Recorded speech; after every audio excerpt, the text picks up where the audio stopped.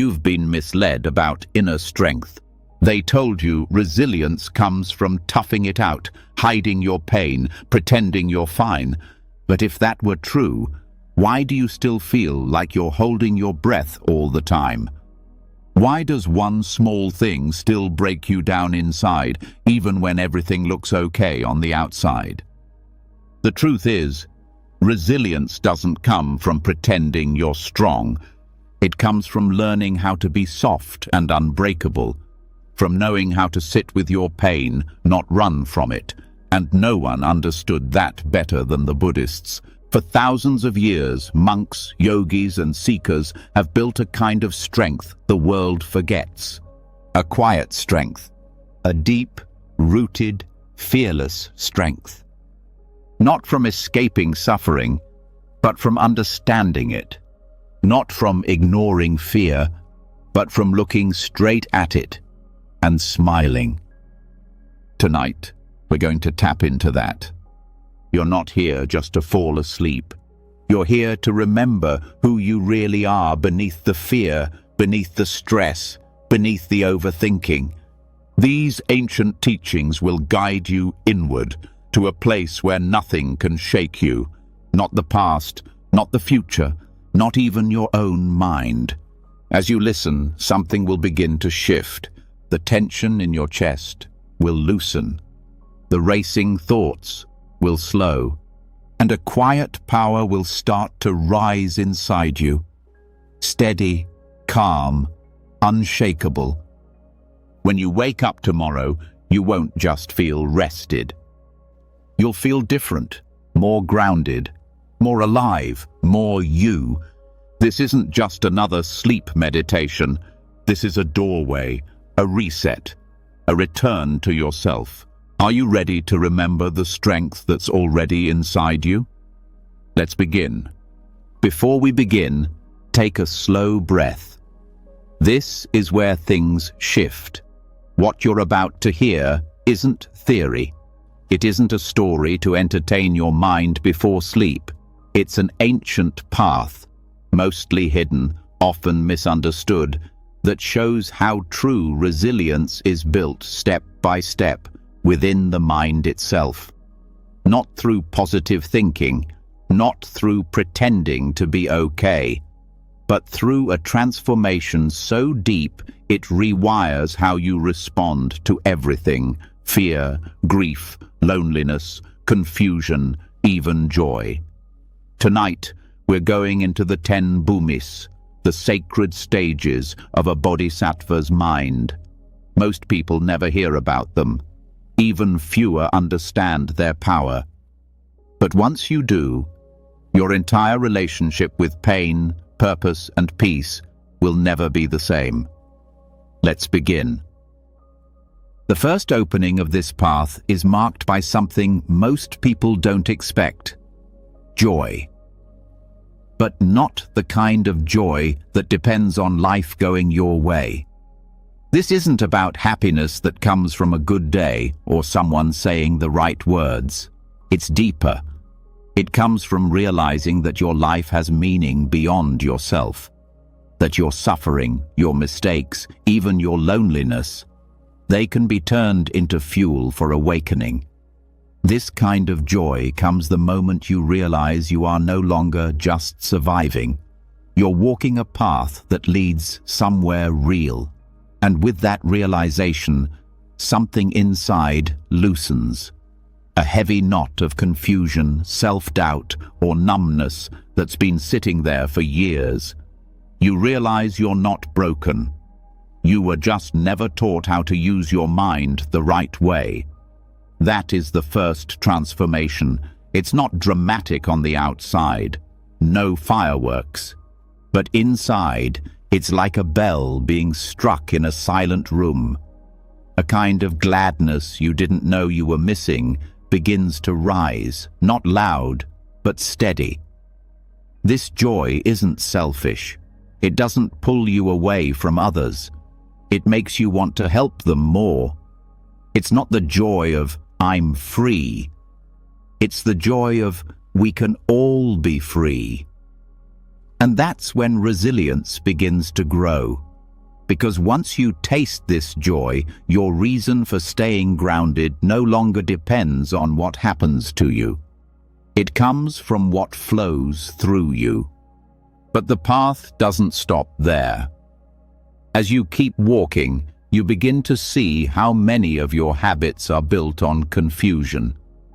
Not because you're foolish, but because life trained you to protect yourself in ways that no longer work. You start to see the layers of mental noise you've been carrying: judgments, self-protection, comparison, pride. All the things you once used to feel safe now start to feel heavy. So you let go, not out of effort, but because it feels lighter not to carry them anymore. That's the next kind of strength you develop: purity. Not the kind from outside rules or dogma. It's the purity of no longer needing to lie to yourself. You stop justifying your pain. You stop chasing approval. You stop defending every opinion like it's a sword fight. Instead, you move through life like clear water, still, calm, reflective. You speak honestly, but kindly.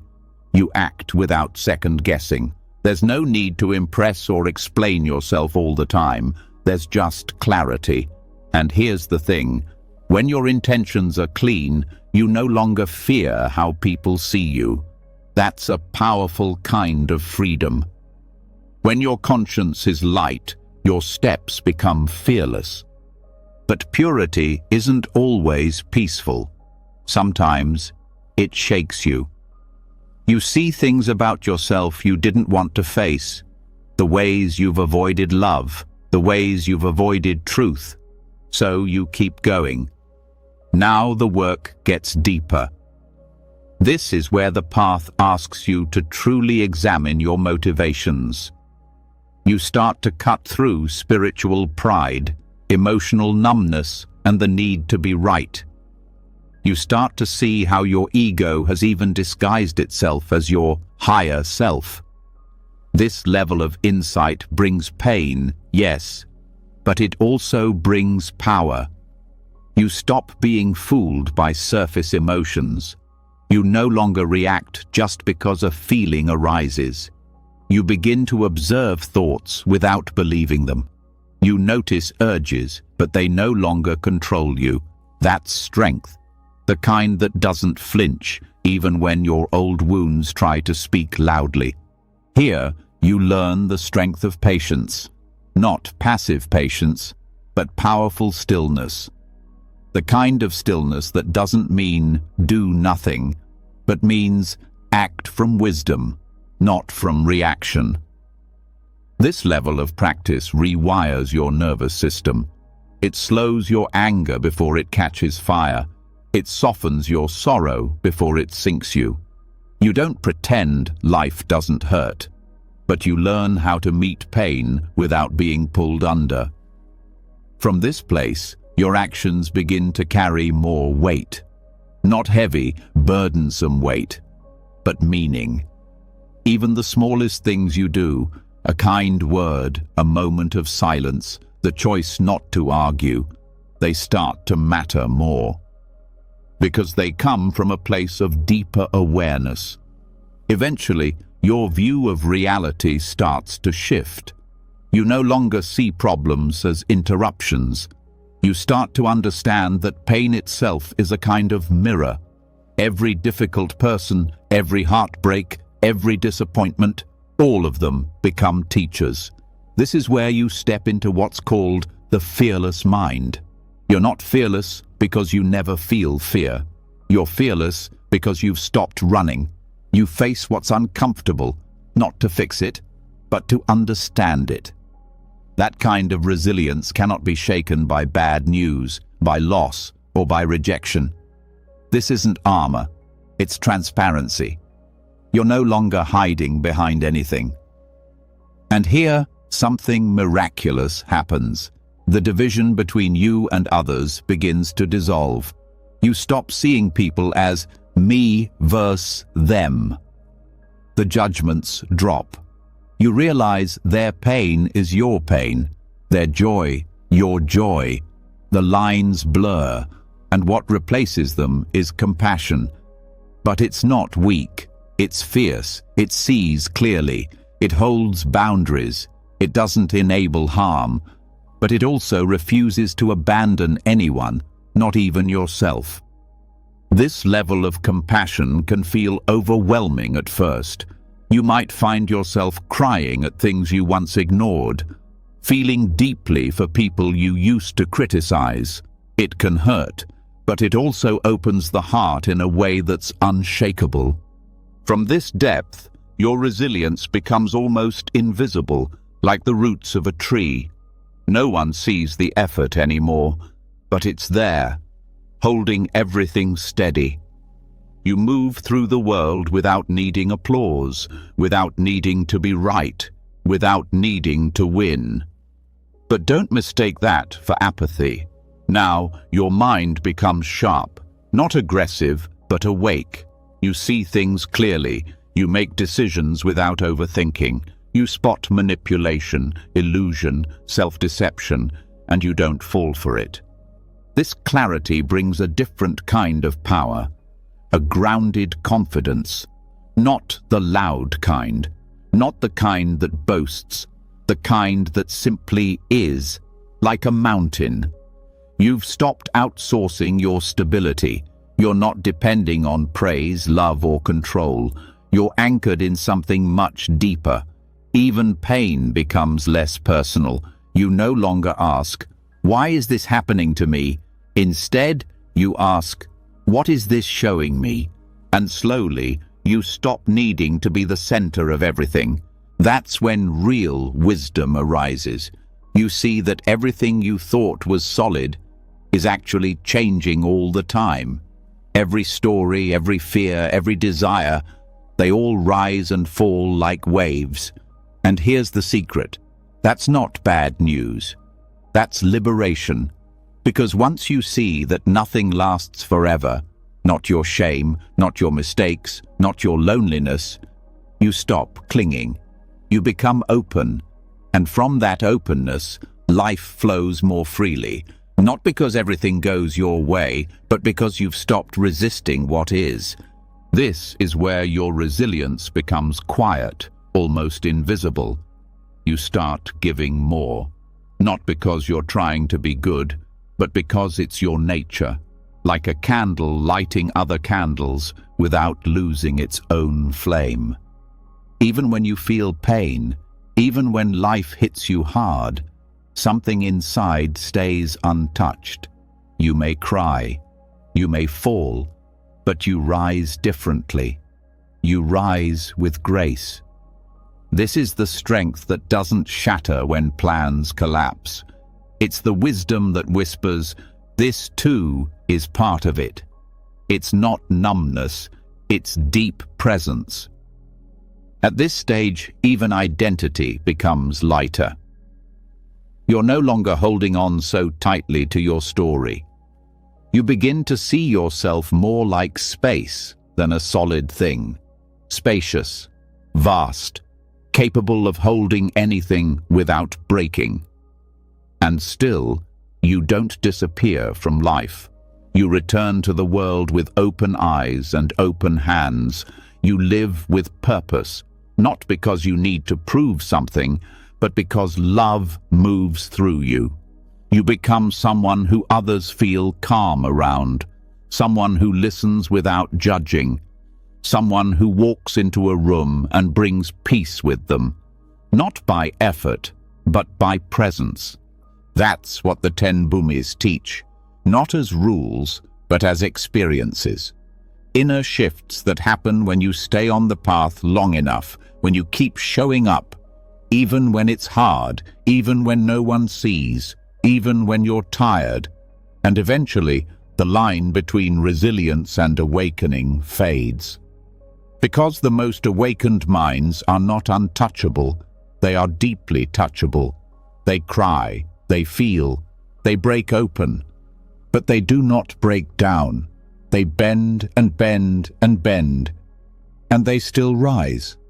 That is the resilience you're building. Quiet, real, indestructible, and it's already inside you. All you're doing now is waking it up. And so the path continues. Once you've touched the kind of quiet strength that doesn't break when life does, something else begins to stir. A deeper question, not spoken aloud, but felt inside the bones.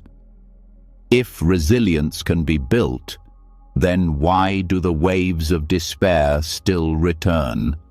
Why do old sorrows sneak back in even after you've healed?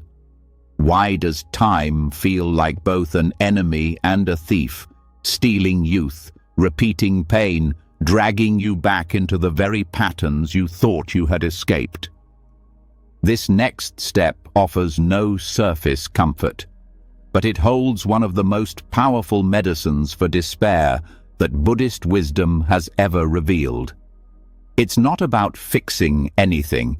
It's about understanding time itself, not as a straight line you're trapped in, but as something far more mysterious, something alive, something rhythmic. The Kalachakra teaches that time does not simply pass.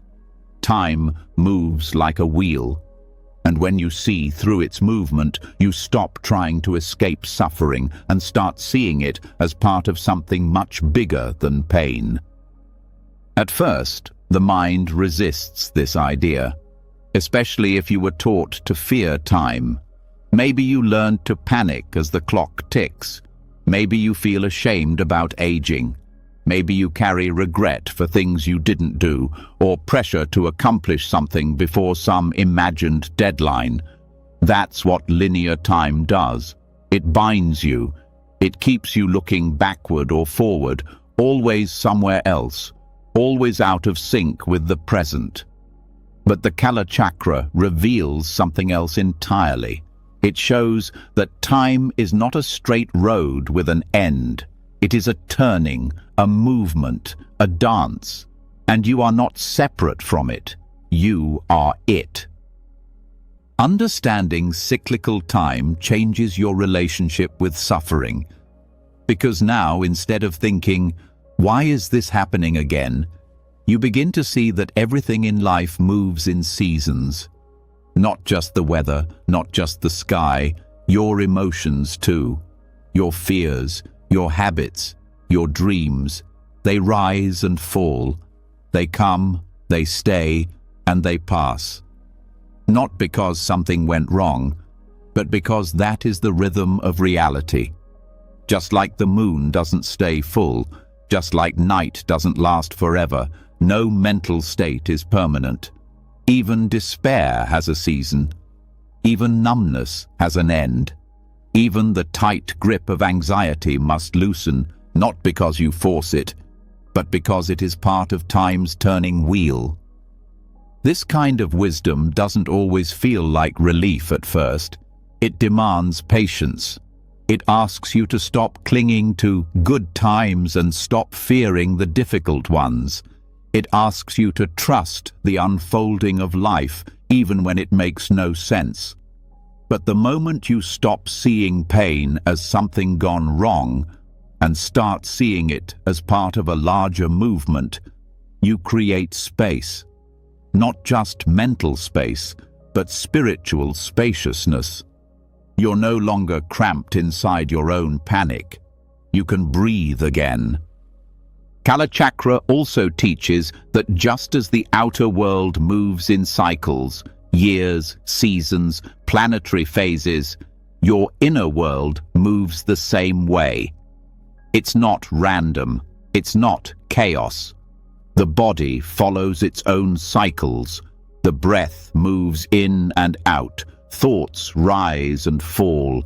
Even your spiritual growth follows a pattern. Expansion, contraction, clarity, confusion, insight, forgetting, then remembering again. These are not mistakes. These are signs you're alive, and alive means moving. When despair hits, it often feels permanent. It tricks you into thinking this moment is final, this feeling is the truth, and nothing will ever change. But the wheel keeps turning.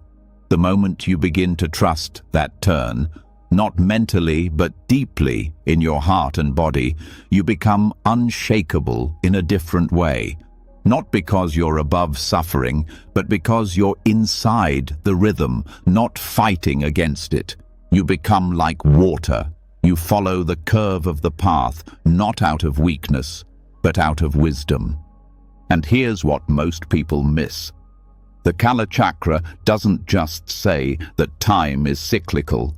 It says that you are time, not a piece of it, not just moving through it. You are a reflection of the cosmic wheel. Every breath you take echoes the turning of galaxies.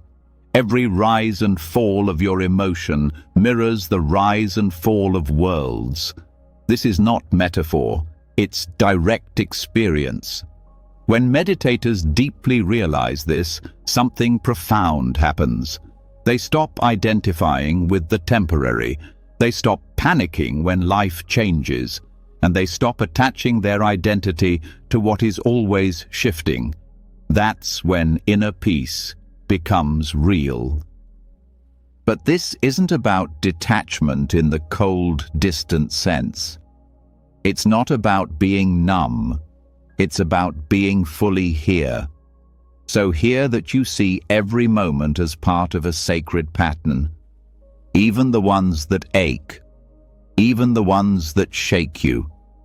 You don't have to like pain to respect its place. Just like winter isn't as easy to love as spring, but it still brings clarity, rest, and transformation. That's what the Kala Chakra teaches.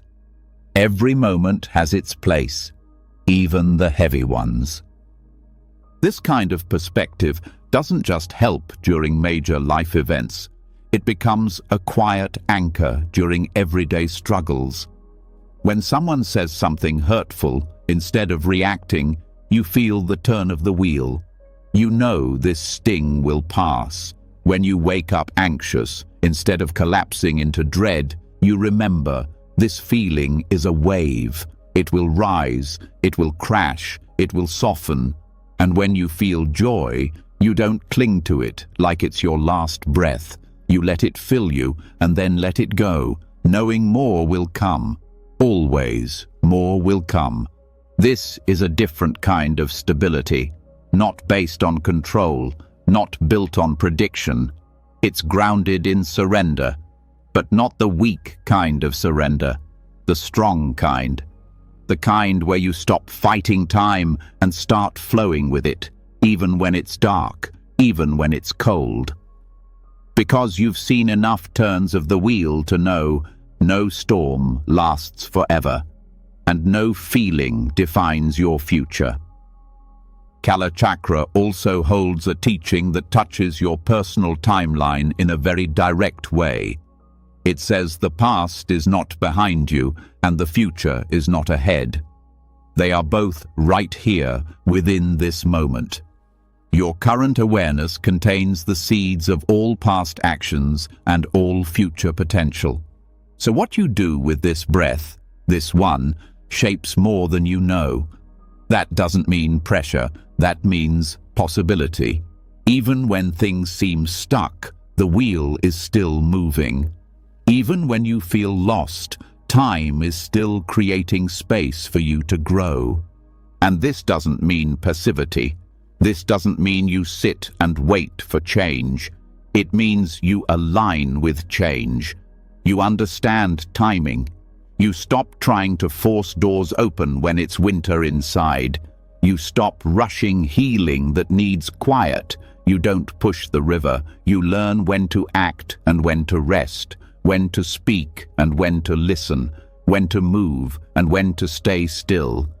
That discernment is not weakness. It's mastery. There's a grace in this kind of living, a softness that comes not from giving up, but from tuning in. You start to sense when the season of grief is turning into the season of insight. You feel when your anger begins to fade and courage starts to rise, and instead of trying to make everything happen at once, you trust the unfolding. You know that even in the quietest days, something in you is being prepared. Nothing is wasted, not even the waiting. Kalachakra also points to something bigger than your own life. It reminds you that all beings are turning with the same wheel, that the suffering you feel, someone else is feeling too, that the joy you carry, someone else needs to see it, feel it, be reminded it's possible. You're not spinning alone. Every life, every story, every breath, part of the same rhythm, part of the same unfolding. When you hold that truth in your awareness, despair loses its grip. You stop feeling so isolated inside your pain. You become connected, not by words, but by presence. You also begin to forgive differently, not because people always deserve it, but because holding on to anger slows the turn of your own wheel. You stop feeding resentment. You stop clinging to what broke you. You don't forget, but you stop resisting what already happened. And that frees you. That lets your life keep turning. Even your mistakes become part of the teaching, not just because you learned from them, but because they happened within time's rhythm. They arose when they did, because they had to. Maybe you weren't ready yet.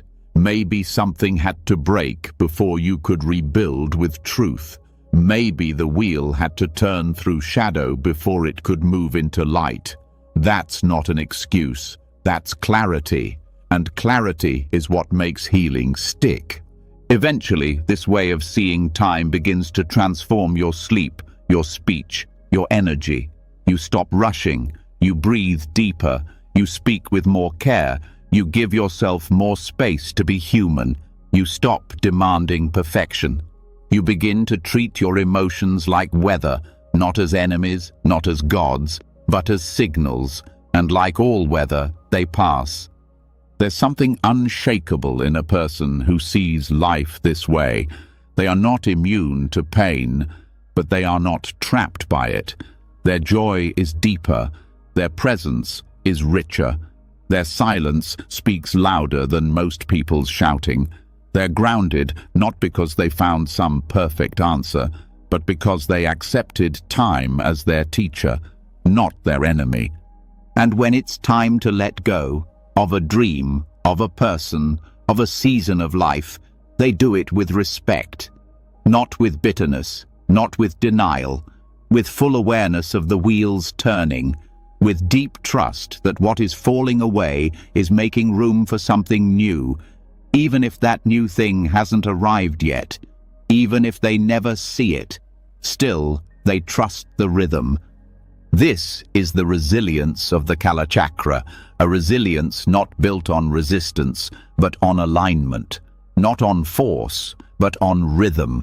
It teaches you to meet life where it is, not where you wish it were. It teaches you to ride out the storm with open eyes, open hands, and a steady breath, because you know this moment is not the end, it is only a turn, and the wheel always turns. That's how despair loses its sharpness. Not by avoiding it, but by holding it in the light of time's eternal rhythm. Not with fear, but with presence. And not just presence, but peace. Even after you've come to trust the turning of the wheel, even after you've learned to move with the rhythms of time and seen that pain does not last, something deeper begins to rise. A subtle tension, a quiet question, a discomfort that no season seems to end. You begin to ask not just when suffering ends, but why it happens at all. Not just how to move through emotions, but what they're really made of. There is a kind of fatigue that arrives when you've walked long enough through healing and still find the world pulling you back into confusion. You start to wonder if there's something more foundational to see, not just about the path, but about the nature of reality itself. This is where the view of emptiness enters, not the kind of emptiness that feels cold or lifeless, not numbness, not giving up, but the kind of emptiness that frees you from the tight grip of every false idea you've ever carried about who you are, what the world is, and what it means to suffer. This is the wisdom of Madhyamaka, the middle path, which teaches that everything you experience, everything you believe to be solid, separate, fixed, is not what it appears to be. It's not that nothing exists. It's that nothing exists independently, by itself, from its own side. Everything you experience arises through causes, conditions, context, perception. Not one thing stands alone, not even you. And far from being a depressing idea, this is the root of freedom, because if nothing is fixed, then nothing is doomed. If identity is not solid, then trauma is not final. If your thoughts are not inherently real, then you don't have to believe every one of them. When you first hear that things are empty, the mind wants to resist. It feels too strange. It can sound like denial. But this view isn't about ignoring what's real. It's about seeing more clearly how reality functions. Emptiness means that everything is interdependent. And interdependence means everything is changeable. That's where resilience begins, not in controlling what happens, but in knowing that no event, no self, no fear, no failure is a fixed truth. Everything is relational. Everything is open. So when you're hurting, the view of emptiness teaches you not to hold on to the pain as mine or as a permanent state.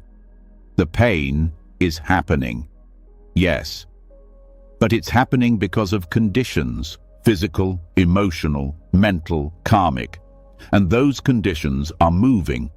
You don't have to fight the experience, but you also don't have to be trapped in the idea that the experience is you.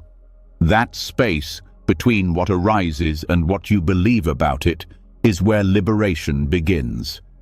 Take anger. Normally, when it appears, it feels personal. It feels righteous.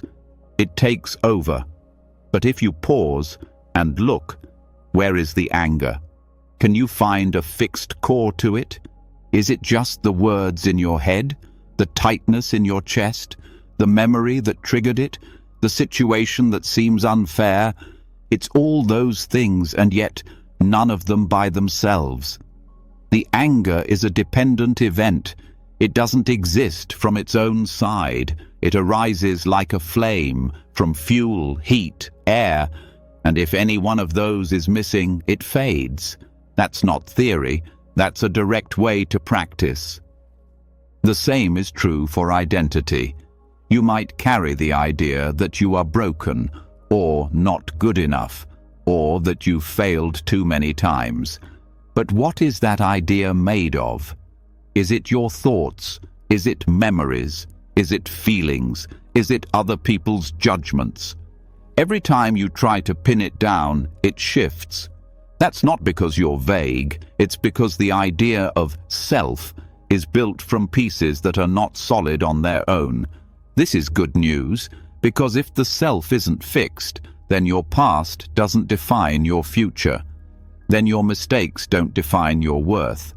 Then your roles, parent, partner, professional, healer, seeker, are just labels, useful in context, but not the full truth.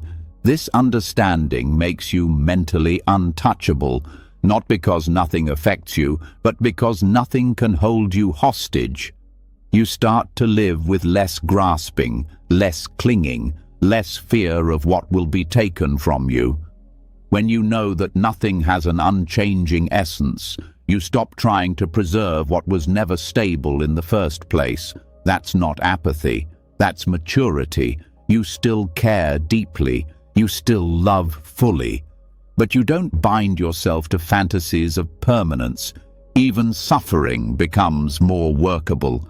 Because when something hurts, you stop asking, "Why is this happening to me?" and start looking at the conditions.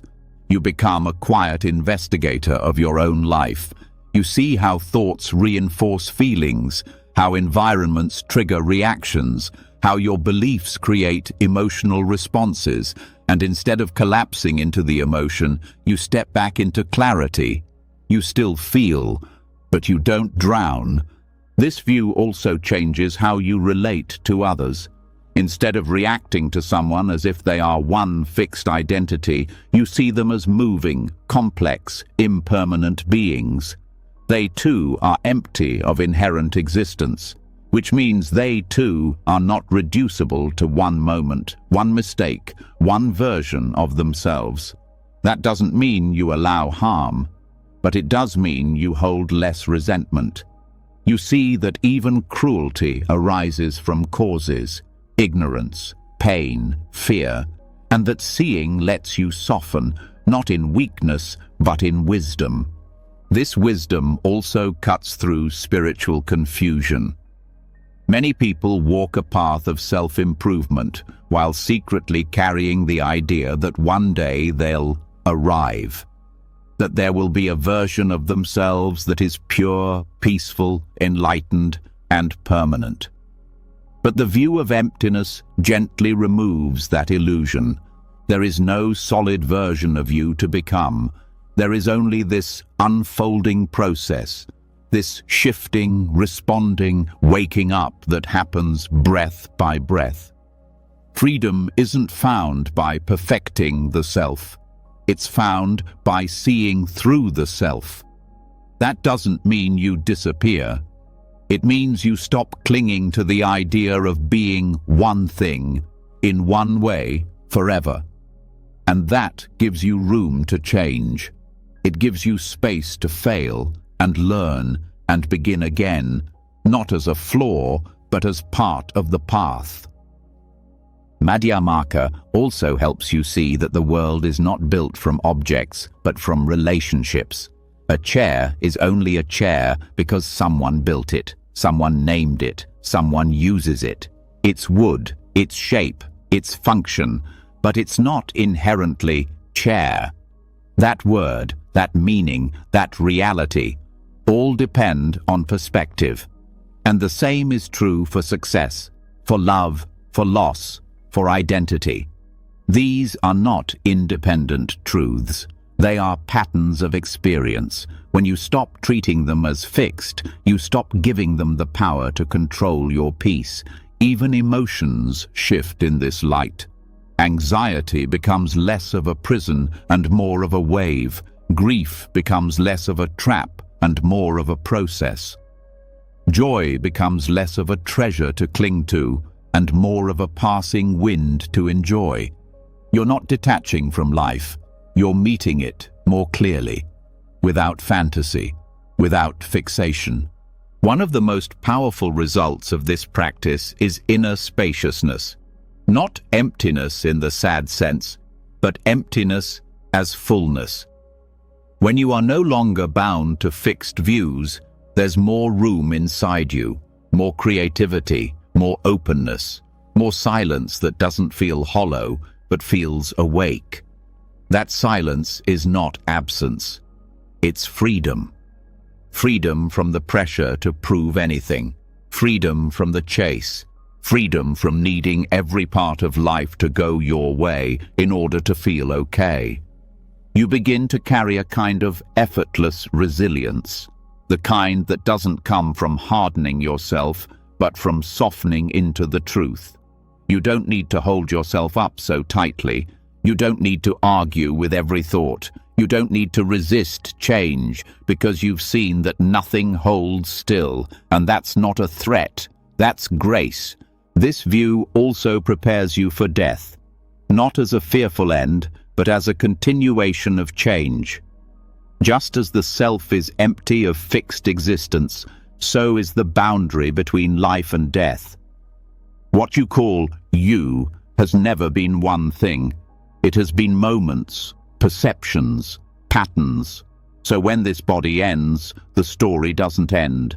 The movement continues, not in a way that needs belief, in a way that reflects how everything you've ever experienced has already been movement.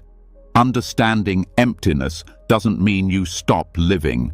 It means you stop carrying weight you never needed.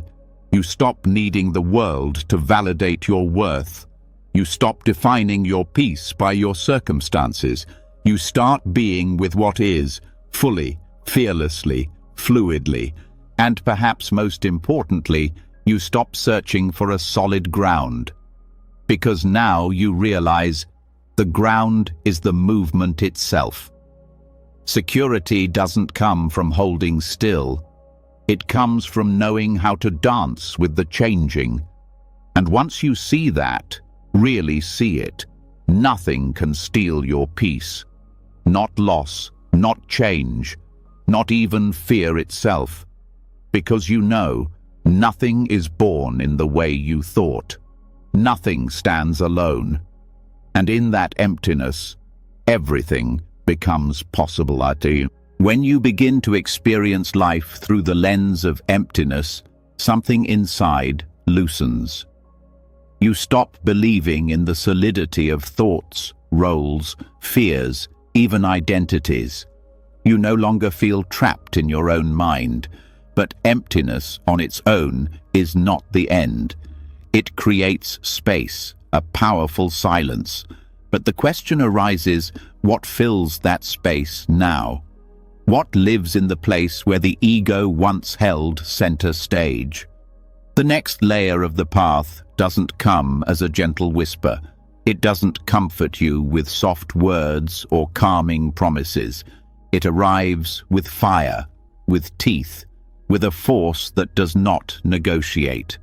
This is where the Dakinis enter, not as myth or symbol, but as direct reflections of the energy inside you that refuses to let you hide anymore. In Vajrayana, the Dakini is not just a figure in a painting or a story from the past. She is the living embodiment of wisdom that cuts through illusions with terrifying clarity. She is fierce because your defenses are thick. She is wrathful because your ego is stubborn. But her fury is never for destruction. It is the kind of fierce love that tears you open so that your true self, the one buried beneath years of numbness and pretending, can finally breathe. Her bone ornaments aren't decorations. They are reminders of death, the kind you experience when your old self collapses, when your coping mechanisms stop working, when your spiritual masks crack. The Dakinis do not comfort the ego. They challenge it. They mock it. They burn it down. And if you're ready to face them, they will show you the kind of resilience that cannot be shaken by any outer crisis, because it's been born directly from inner death. This path doesn't begin with peace.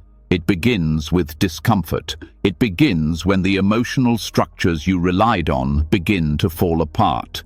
You might feel raw, exposed, shaken. This is not a mistake. This is the initiation. The Dakinis arrive when you're no longer able to pretend, when silence feels louder than noise, when every attempt to control your emotions backfires. They come when your old strategies, shutting down, explaining away, spiritual bypassing, start to feel like poison instead of protection. And this is exactly where the transformation starts. The Dakinis show you that your pain, your fear, your shame, none of it needs to be fixed or erased. It needs to be met fully. Wrathful energy doesn't mean aggression. It means uncompromising truth. It means no more running, no more stories, no more hiding behind politeness or spiritual performance. The Dakini teaches through disruption. She teaches by pressing directly into the place you most want to avoid and refusing to look away. She teaches by pulling your deepest emotional patterns into the light and daring you to stay present. In many traditional texts, Dakinis are described dancing in cremation grounds. This isn't poetry. This is the truth of practice.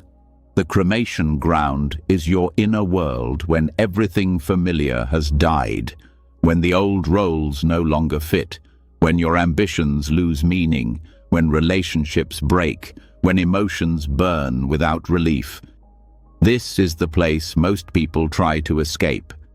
But the Dakini dances here because she knows that in this exact space the ego is weakest and truth is most available. She wears bone ornaments because she has no fear of death, not physical death, but the death of illusion, the death of control, the death of identity as a possession. She wears what you try to avoid, and she wears it with pride. This isn't to glorify suffering. It's to reveal that on the other side of what you fear most is the kind of clarity and strength you never knew you were capable of. Her dance isn't gentle, but it's medicine. You learn from her by letting go of the idea that you're supposed to feel okay all the time. You learn by facing the emotions that have been buried, the grief you never processed, the rage you tried to silence, the longing you masked with logic. The Dakini energy doesn't ask for perfection.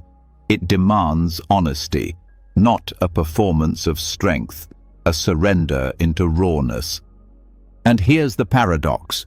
The moment you stop resisting what hurts, it begins to change. Not because you fixed it, but because you met it fully. Dakini wisdom is not about controlling emotions. It's about letting them complete their process without attaching a story, without turning away. It's about learning to sit in the fire until something deeper emerges. Not a better version of you, not a cleaner identity, but the absence of identity, the space where presence itself is enough. This energy also transforms your relationship with power, not external power, influence, control, image, but internal power. The ability to stay grounded in the face of chaos, the ability to feel without collapsing, the ability to move through intensity with clarity. Wrathful wisdom doesn't make you louder. It makes you unshakably clear. Your words become sharper. Your boundaries become cleaner. Your presence becomes magnetic, not because you force it, because it's no longer weighed down by false self-images. There's a reason this path isn't taught lightly. It asks everything of you. It asks you to let go of your favorite lies. It asks you to stop blaming the world for your suffering. It asks you to stand in front of your own mind with nothing to hide behind.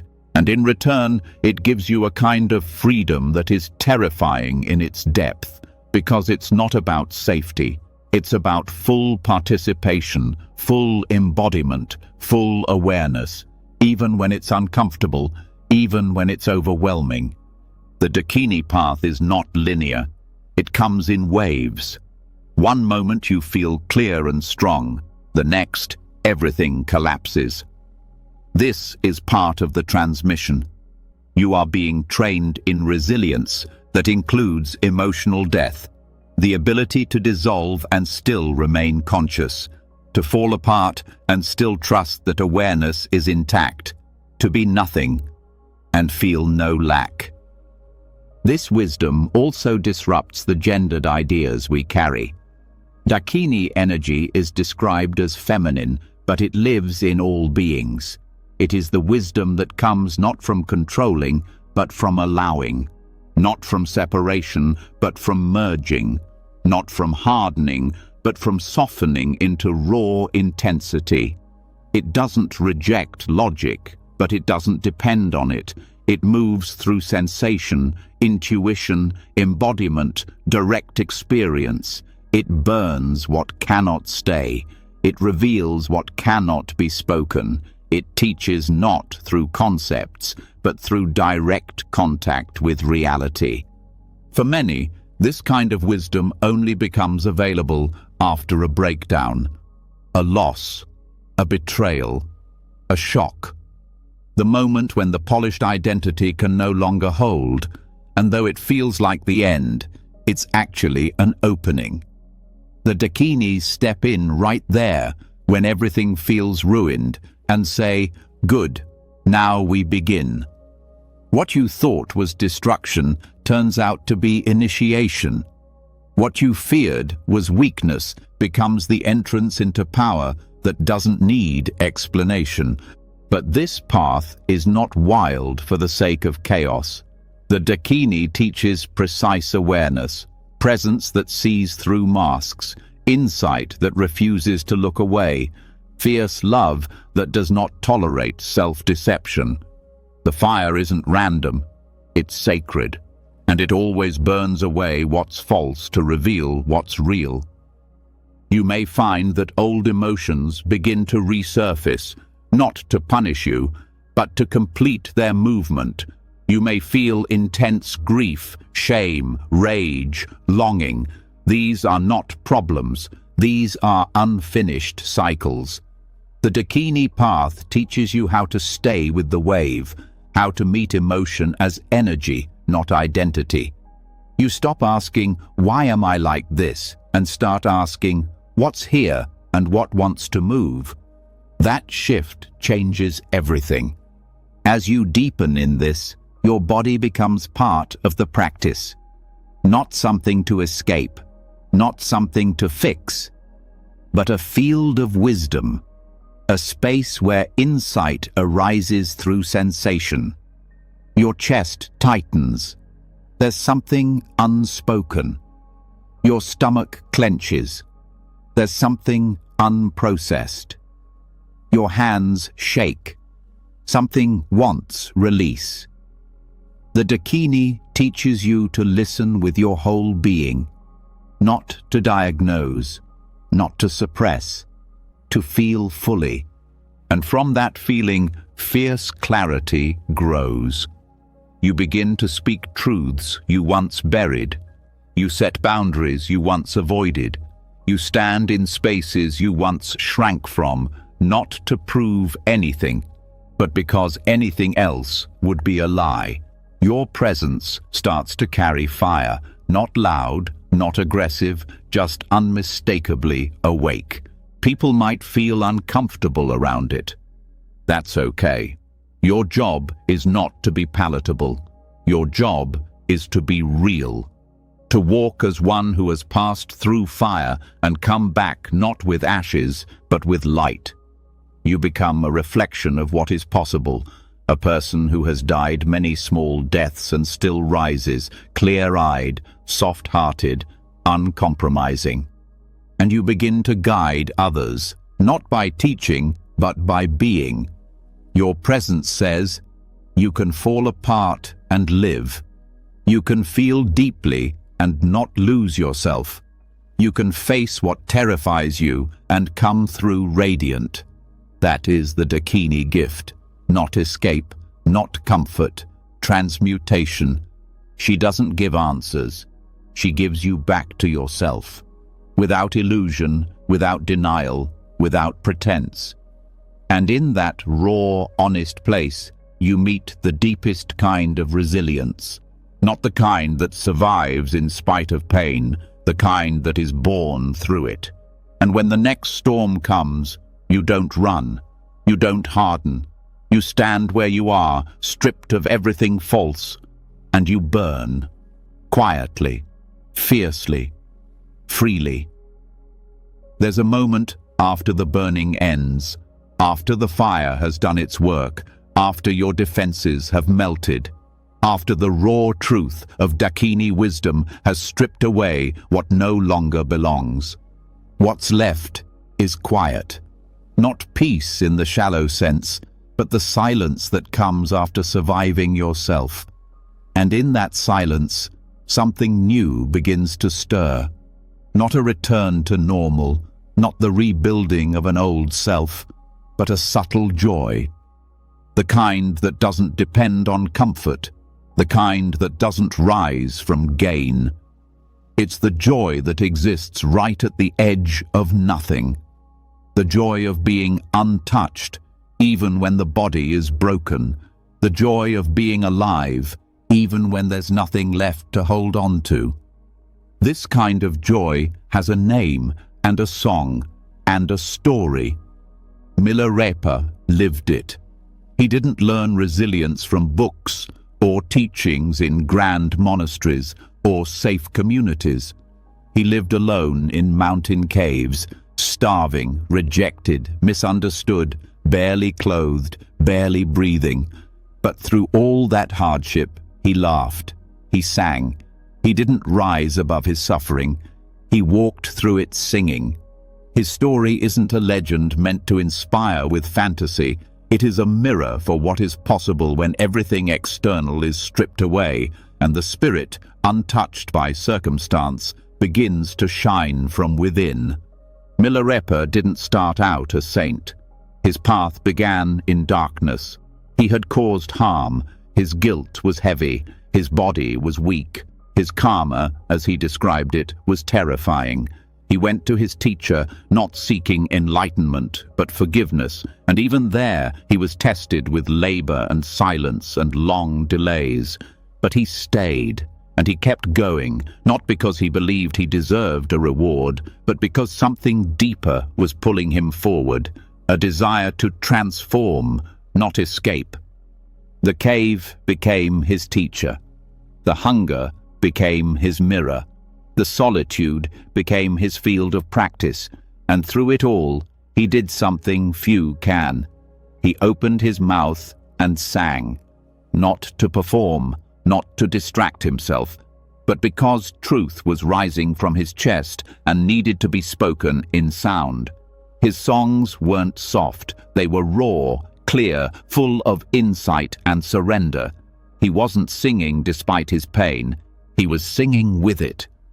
This is the lesson few modern seekers understand. Resilience isn't always about pushing through. Sometimes it's about finding the song inside your starvation, not waiting for healing to begin, but letting wisdom speak through the suffering itself. Milarepa's body grew thin, but his heart became vast. His senses faded, but his clarity expanded. When the world offers you nothing, the teachings become direct. When there's no escape, the mind has to turn inward. And when it turns inward, what it finds is not just emptiness, but luminous awareness. Awareness that can't be broken by lack.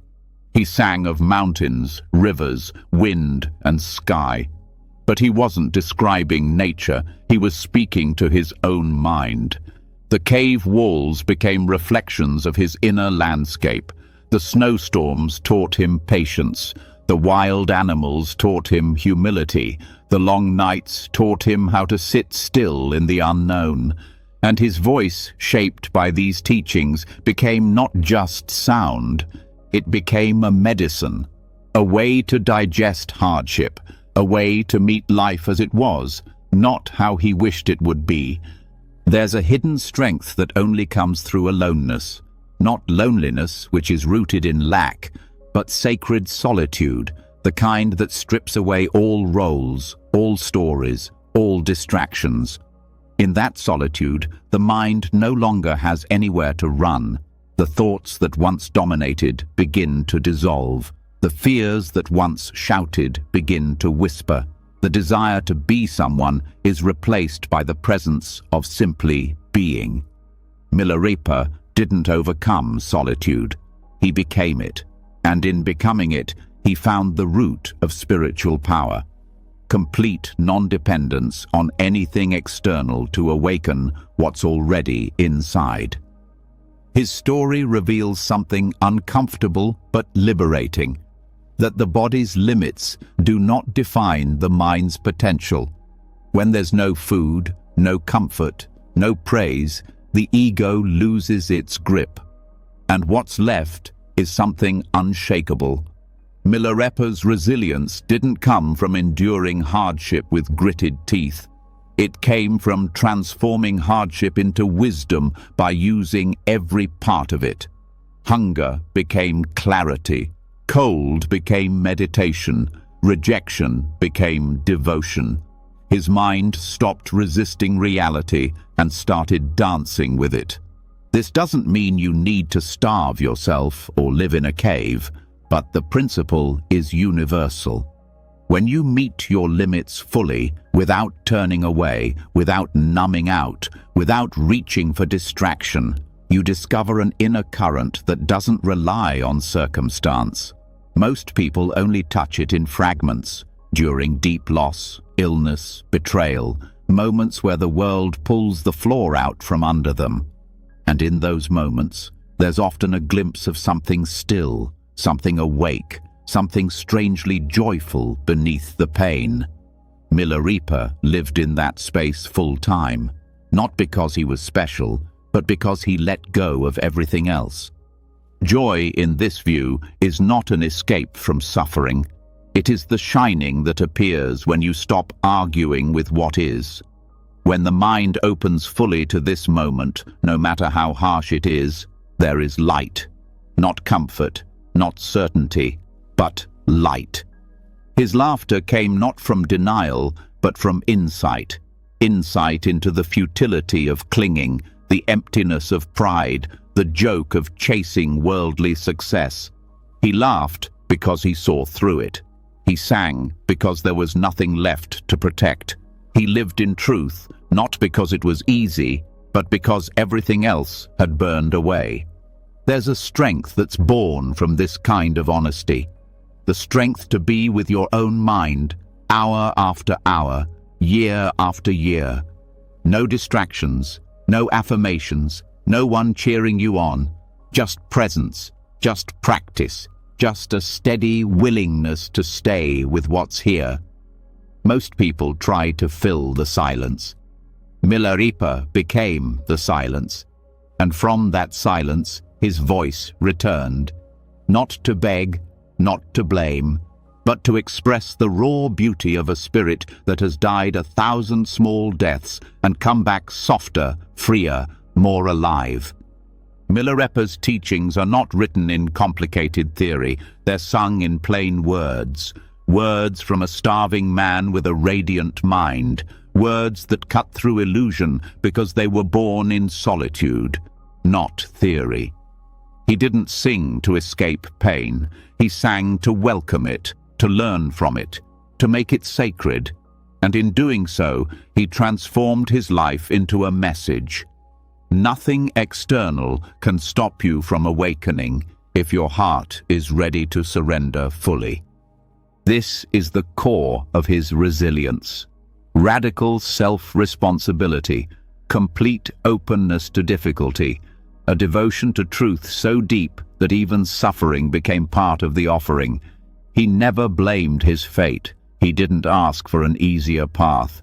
He used what was given, even karma, even regret, even cold wind against a starving body, and that's what made his joy so pure. It wasn't dependent on circumstances improving. It was a joy that arrived because he met the moment completely, without armor. His songs are not about overcoming.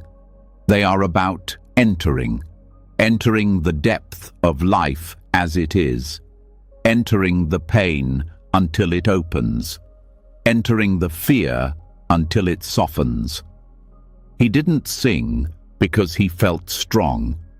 He sang because he was willing to be vulnerable, willing to be nobody, willing to lose everything in order to find something unshakable.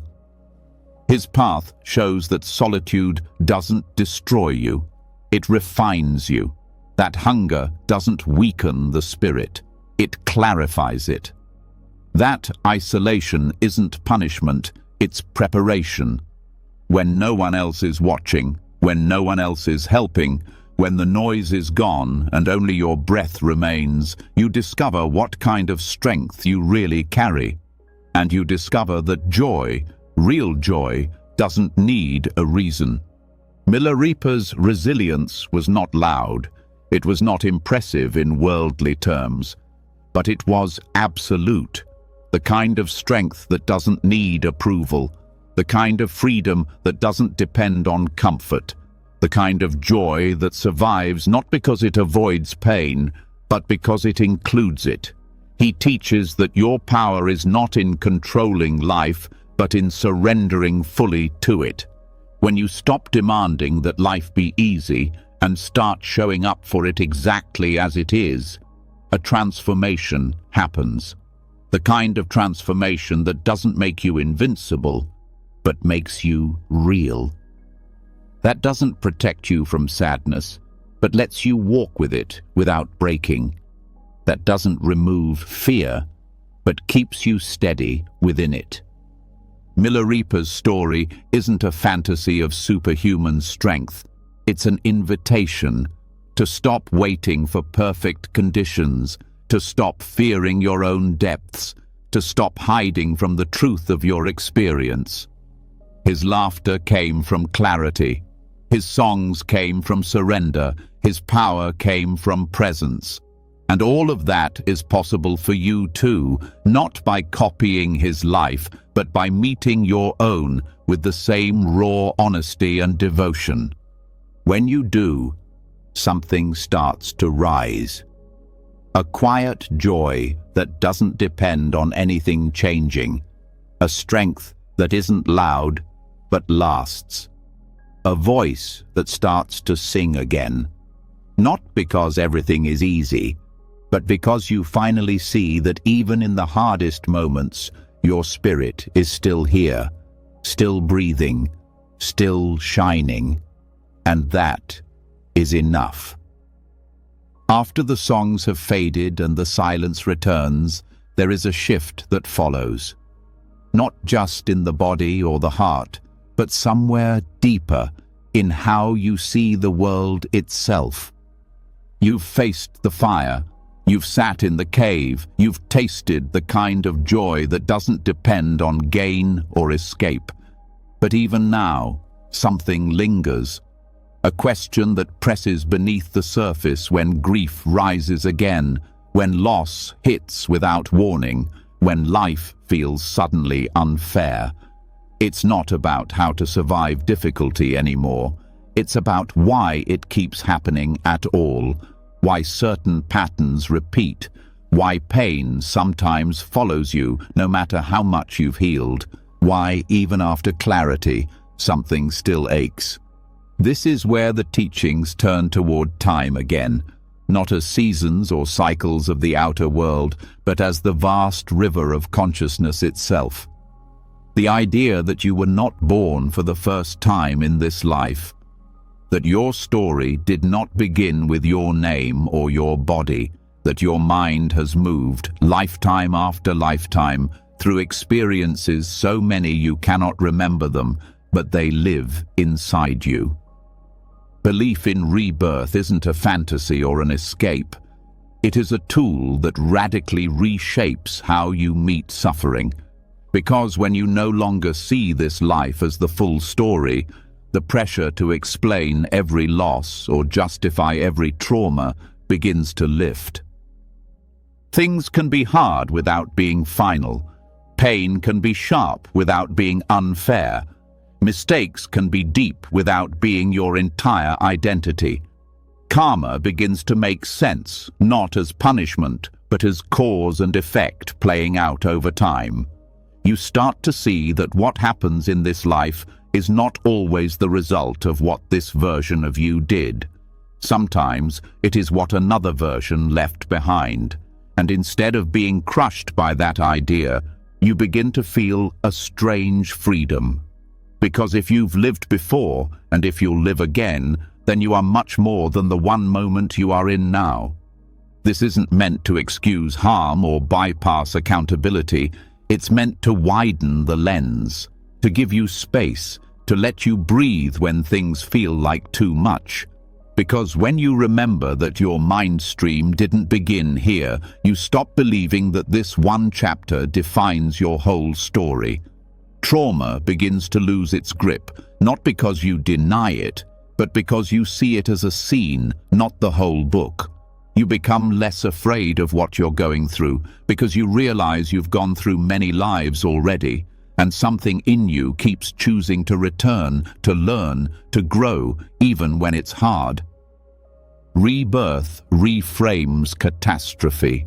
The heartbreak, the betrayal, the loss that once felt unbearable now takes its place in a much larger picture. Maybe you came here to experience this exact moment so you could learn what strength feels like when you rise again. Maybe this suffering is not punishment, but an opening, a way to deepen your capacity for compassion, to burn away layers of fear, to remember something that the easy moments never could have taught you. With this view, resilience is no longer a reaction. It becomes a purpose. You stay not because you have to, but because you chose to. Somewhere, on a level beyond conscious memory, your mind stream carried you here with intent. This doesn't mean you should stop grieving. It means grief becomes something sacred, something that connects lifetimes. When you cry now, perhaps it is not just for this life, but for all the pain your consciousness has witnessed. And when you heal now, perhaps it is not just your healing, but a ripple that moves both backward and forward through the stream. In this view, your choices matter even more, because every thought, every word, every action becomes a seed, not just for what happens next month, but for what happens in lives you haven't even touched yet. You begin to treat your present moments with greater care. You notice what you're planting in your mind. You stop feeding thoughts that bind you to confusion. You become more honest, more patient, more intentional, not out of fear, but out of understanding. Because this life is not just a test, it's a field, and every action becomes part of the landscape you'll walk through later. Not in some distant place, but in a future version of this same unfolding mind. This way of seeing also brings peace when death draws close. Whether it's your own or someone you love, the finality loosens. Loss still hurts, but it's no longer an end. The relationship changes, but it doesn't disappear. You begin to sense that the connection you had, the love that was real, is not lost to the ground or swallowed by the sky. It travels, it moves, the threads remain. Maybe they return, maybe they continue in another form, but nothing is wasted. This view also breaks the illusion that people are simple. If someone harms you, you can begin to ask, what karma must be playing out here? What old debt is being cleared? That doesn't mean you tolerate abuse. It means you respond with more insight, more discernment, less confusion. You stop needing every injustice to make sense right now. You trust that some lessons unfold across lifetimes, and some answers are only revealed much later. In moments of deep suffering, the belief in a mind stream that continues beyond this body can become a lifeline, not because it promises a better life later, but because it helps you find meaning in this one. Meaning not in abstract ideas, but in how you show up today, in how you carry yourself when no one is watching, in how you choose to respond when your expectations are shattered. Your mind stream is shaped every moment you breathe, and the way you meet the most painful chapters, how you love through them, how you endure them, how you speak during them, determines not just what you experience now, but what consciousness becomes next. This makes your pain less lonely, because you start to sense that every struggle you face now was once carried by someone else, maybe even by you in another life. Maybe the strength you're building now is exactly what you'll need later, when another version of you stands at another crossroads. This is not fantasy. This is cause and effect. The unfolding of consciousness over vast time. And this deep time perspective also reshapes how you forgive. You might start to see that the person who hurt you isn't evil. They're caught in their own karmic web. And if you add more anger, more harm, more resentment, the web only grows. But if you respond with clarity, with compassion, with wisdom, even if from a distance, you interrupt the cycle. You shift the stream, and that small shift may ripple into places you'll never see. You also begin to understand why certain emotions are so persistent, why some fears feel older than your memory, why some longings seem to come from beyond anything you've lived, because maybe they do.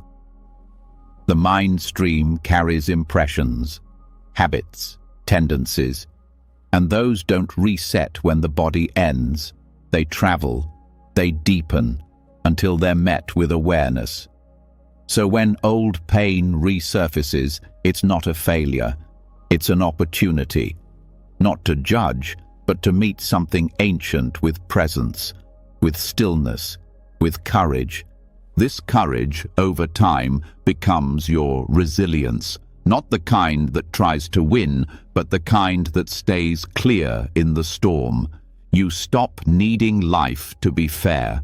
You stop needing people to be perfect. You stop waiting for the world to give you peace.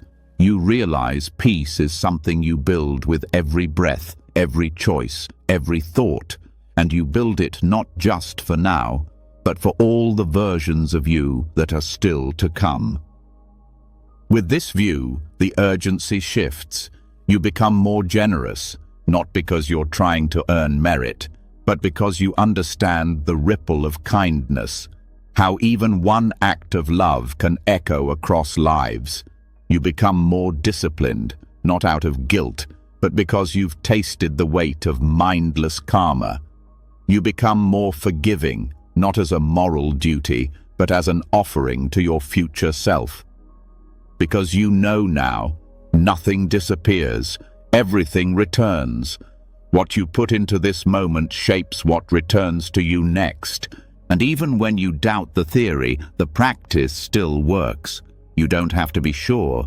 You just need to hold space for the possibility that what feels unbearable now is not the whole picture, that what you do with your pain matters beyond what you can see, that healing, in even the smallest ways, carries forward, that every time you choose to stay kind, stay clear, stay honest, you are changing something far beyond this life.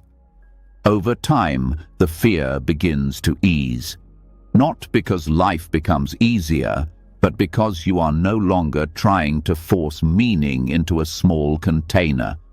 You're living in a wider view, one that includes your ancestors, your future lives, every being who has ever suffered.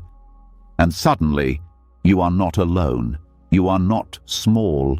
You are part of something vast and ancient and deeply alive. This perspective becomes your strength.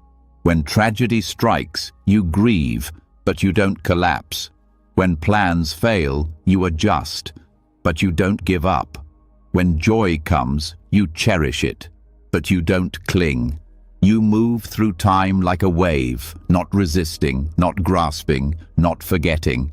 You carry your karma with care, knowing that everything you do becomes part of what consciousness continues to carry. You are not afraid of this responsibility. You welcome it, because now you know how powerful you really are. Not because of what you control, but because of how you meet each moment as one part of a much larger unfolding where nothing is wasted, and everything returns. When you begin to hold your life as part of a continuum, when you see your experience as threads in a vast weave of mind stream migration, something unexpected starts to happen. You stop trying to divide your inner world into good and bad. You stop needing to throw away your pain to feel clean. And in that quiet shift, you begin to wonder, what if the parts of you that feel darkest aren't mistakes? What if they are gateways? Not obstacles, but energy waiting to be reworked. Not poisons in the moral sense, but unrefined potential. This is where the practice deepens into transformation. Not avoidance, not suppression, but full inclusion. This is where you begin the work of turning your inner poisons into fuel. In Vajrayana, the 5 poisons are not condemned.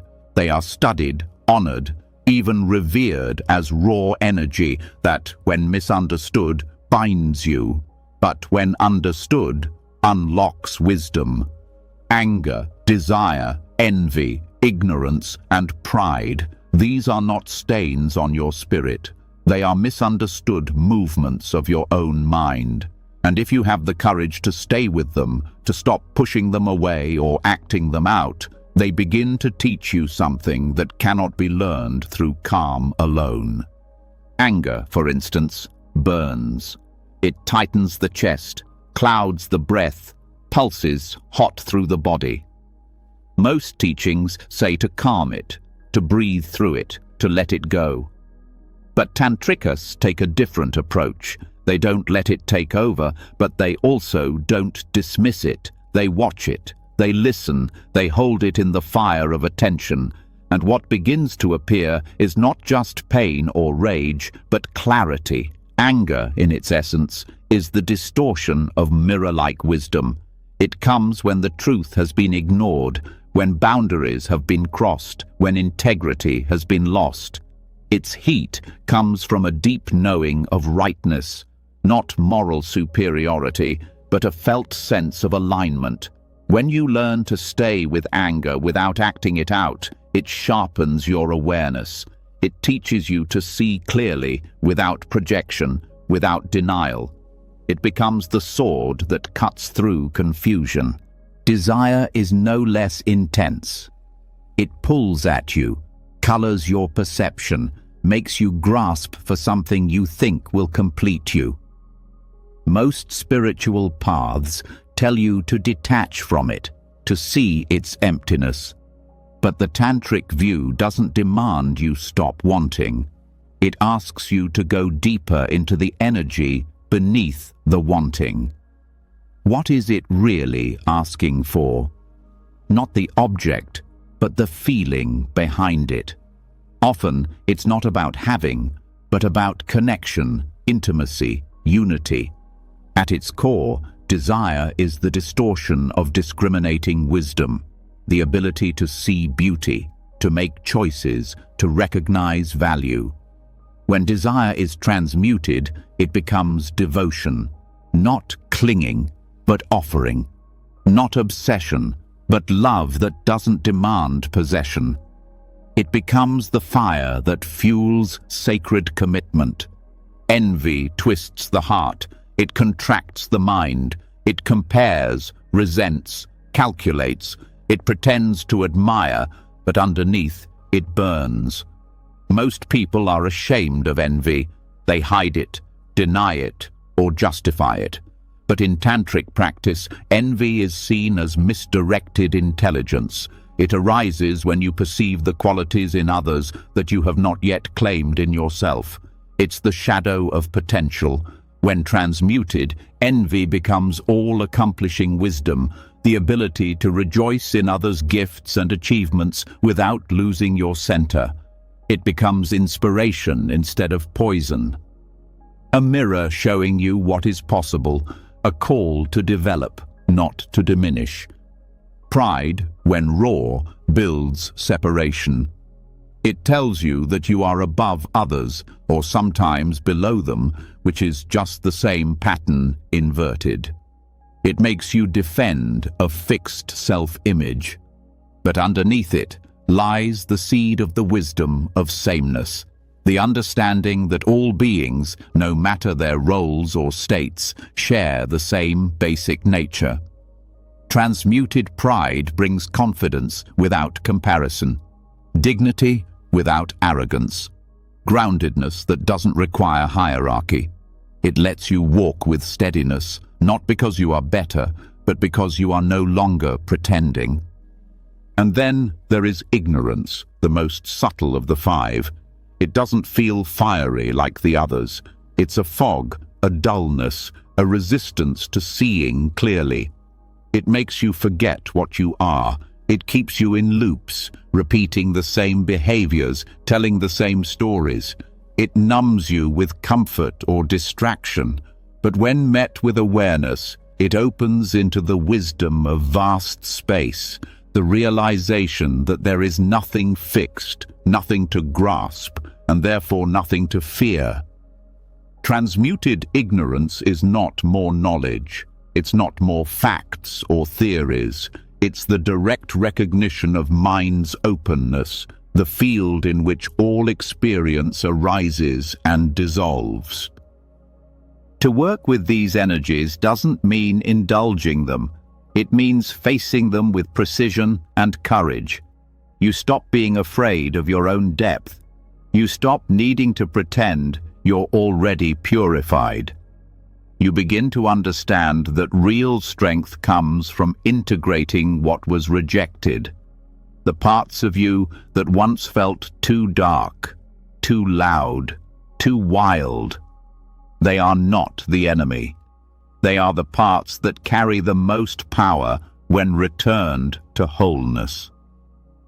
This process requires honesty. You need to know when you're lying to yourself. You need to be able to feel the impulse rising and pause before reacting. You need to name the pattern without shame. This is not easy work. It's not dramatic. It's daily, often silent, often uncomfortable. But every time you turn toward the poison instead of away, something shifts. The energy becomes less chaotic. The mind becomes less reactive. The heart opens a little more. One of the most powerful tools in this practice is visualization. Not as escape, but as a way to rewire perception. You learn to see your emotions not as failures, but as raw deities, wrathful or peaceful energies that, when seen clearly, teach you how to transform. You don't repress, you reshape. You don't escape the feeling. You digest it, metabolize it, turn it into something useful. Mantra also becomes essential, not just as sound, but as vibration that purifies the subtle body. When you chant a mantra associated with a specific wisdom aspect, you are calling forth that quality in yourself. You are reminding your body and mind of a deeper pattern. Over time, these patterns become stronger than the old habits. The nervous system begins to respond differently.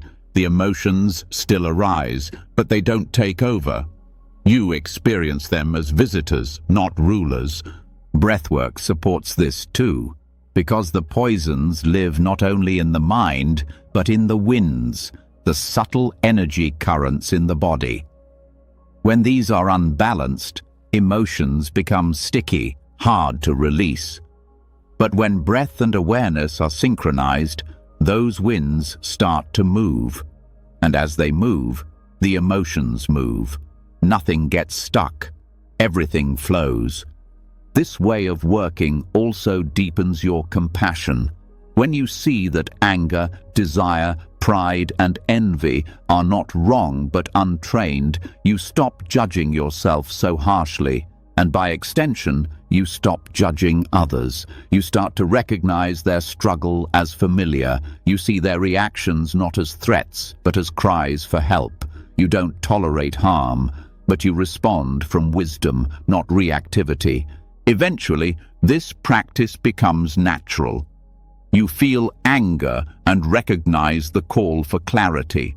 You feel desire and sense the yearning for union. You feel envy and use it to motivate growth. You feel pride and return to your shared humanity. You feel dullness and open to space.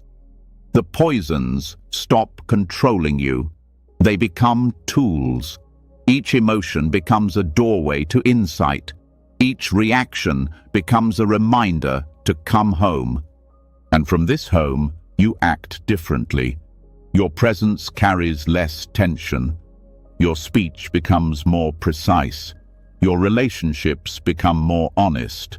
Not perfect, but more real.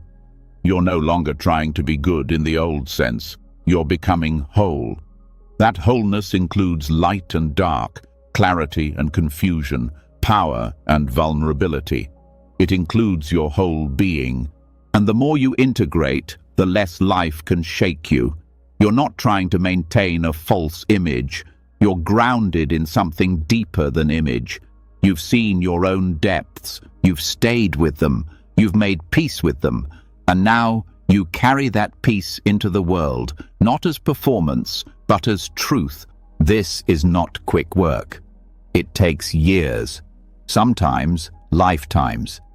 But every moment you choose to stay with yourself instead of turning away, the alchemy is working. Every time you hold a difficult emotion with awareness instead of shame, the wisdom is growing. Every breath that meets fire without flinching brings you closer to freedom. And what's most remarkable is that this freedom doesn't take you away from life. It brings you deeper into it. You begin to taste the richness in all experience, even the painful parts. You see that nothing needs to be discarded, that everything belongs, that within the very poison is the seed of awakening. So you keep going. You stop seeking perfection. You start seeking truth. You welcome what arises. You meet it with clarity. You hold it in space. And in doing so, you walk the rare path, where poison becomes medicine, where shadow becomes light, and where even the most difficult emotions become your greatest teachers. After working with the poisons, after meeting the most intense parts of your mind without running or denying them, you begin to notice something surprising. The noise gets quieter. The push and pull, the stories, the emotional storms, they still come, but they don't land in the same way. You're no longer stuck inside every reaction. There's more space around what arises. And then another kind of door opens, not into emotion, not into thought, but into the space beyond both, where the usual structures of identity and experience begin to dissolve. It's not an escape. It's not numbness. It's the next stage of release, and it reveals the resilience that comes not from holding together, but from letting everything fall apart. This is the territory of the arupa jhanas, the formless absorptions. These are not mental states in the ordinary sense. They're not goals, and they're not achievements. They're shifts in how consciousness relates to experience. Each one unbinds the mind a little more from form, from self, from the assumption that what you see, think, and feel is all there is. And while they are often described as states reached through deep meditation, their real power lies not in how rare they are, but in what they teach about surrender. The first unbinding comes through the experience of infinite space. When the mind is still enough, stable enough, it stops relating to the body and thoughts as its reference point. What begins to expand is the sense of boundary, where your awareness begins and ends becomes unclear.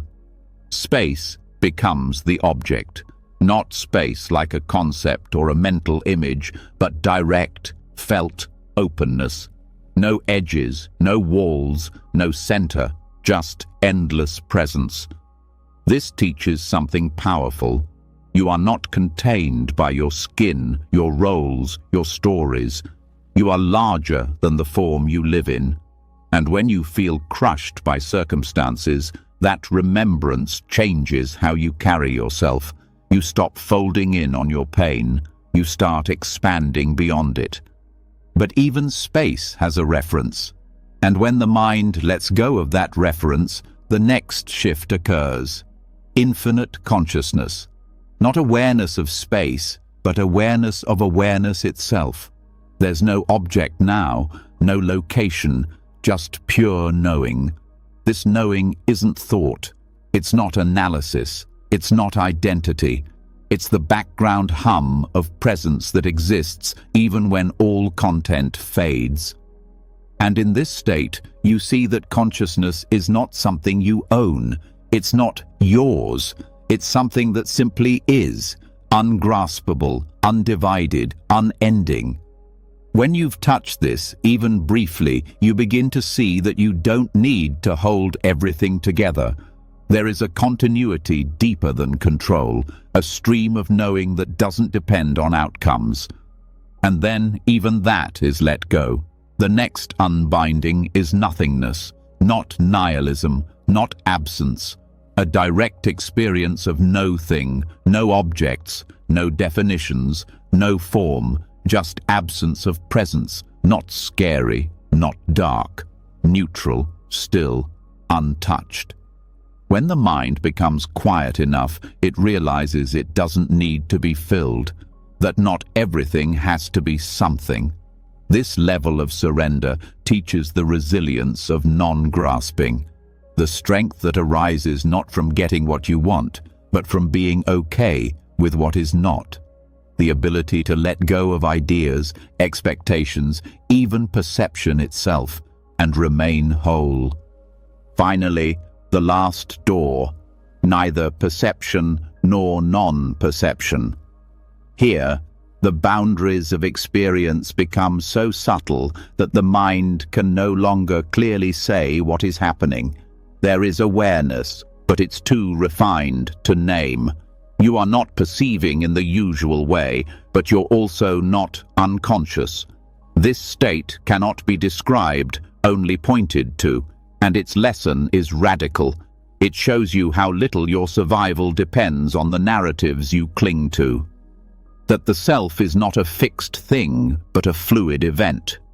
That identity is not required for presence, and that freedom is not something to build. It's what remains when everything else falls away. These formless states are not escapes from the world. They're rehearsals for death, not physical death, but the death of certainty, the death of ego, the death of clinging to form as the only reality. And in that rehearsal, you begin to trust something deeper than thought, something that doesn't break when form breaks. A kind of awareness that is not defined by having a body or a story or even a life as you've known it. What this teaches you in everyday life is profound. You stop reacting as if every experience is ultimate. You stop fighting to make everything permanent.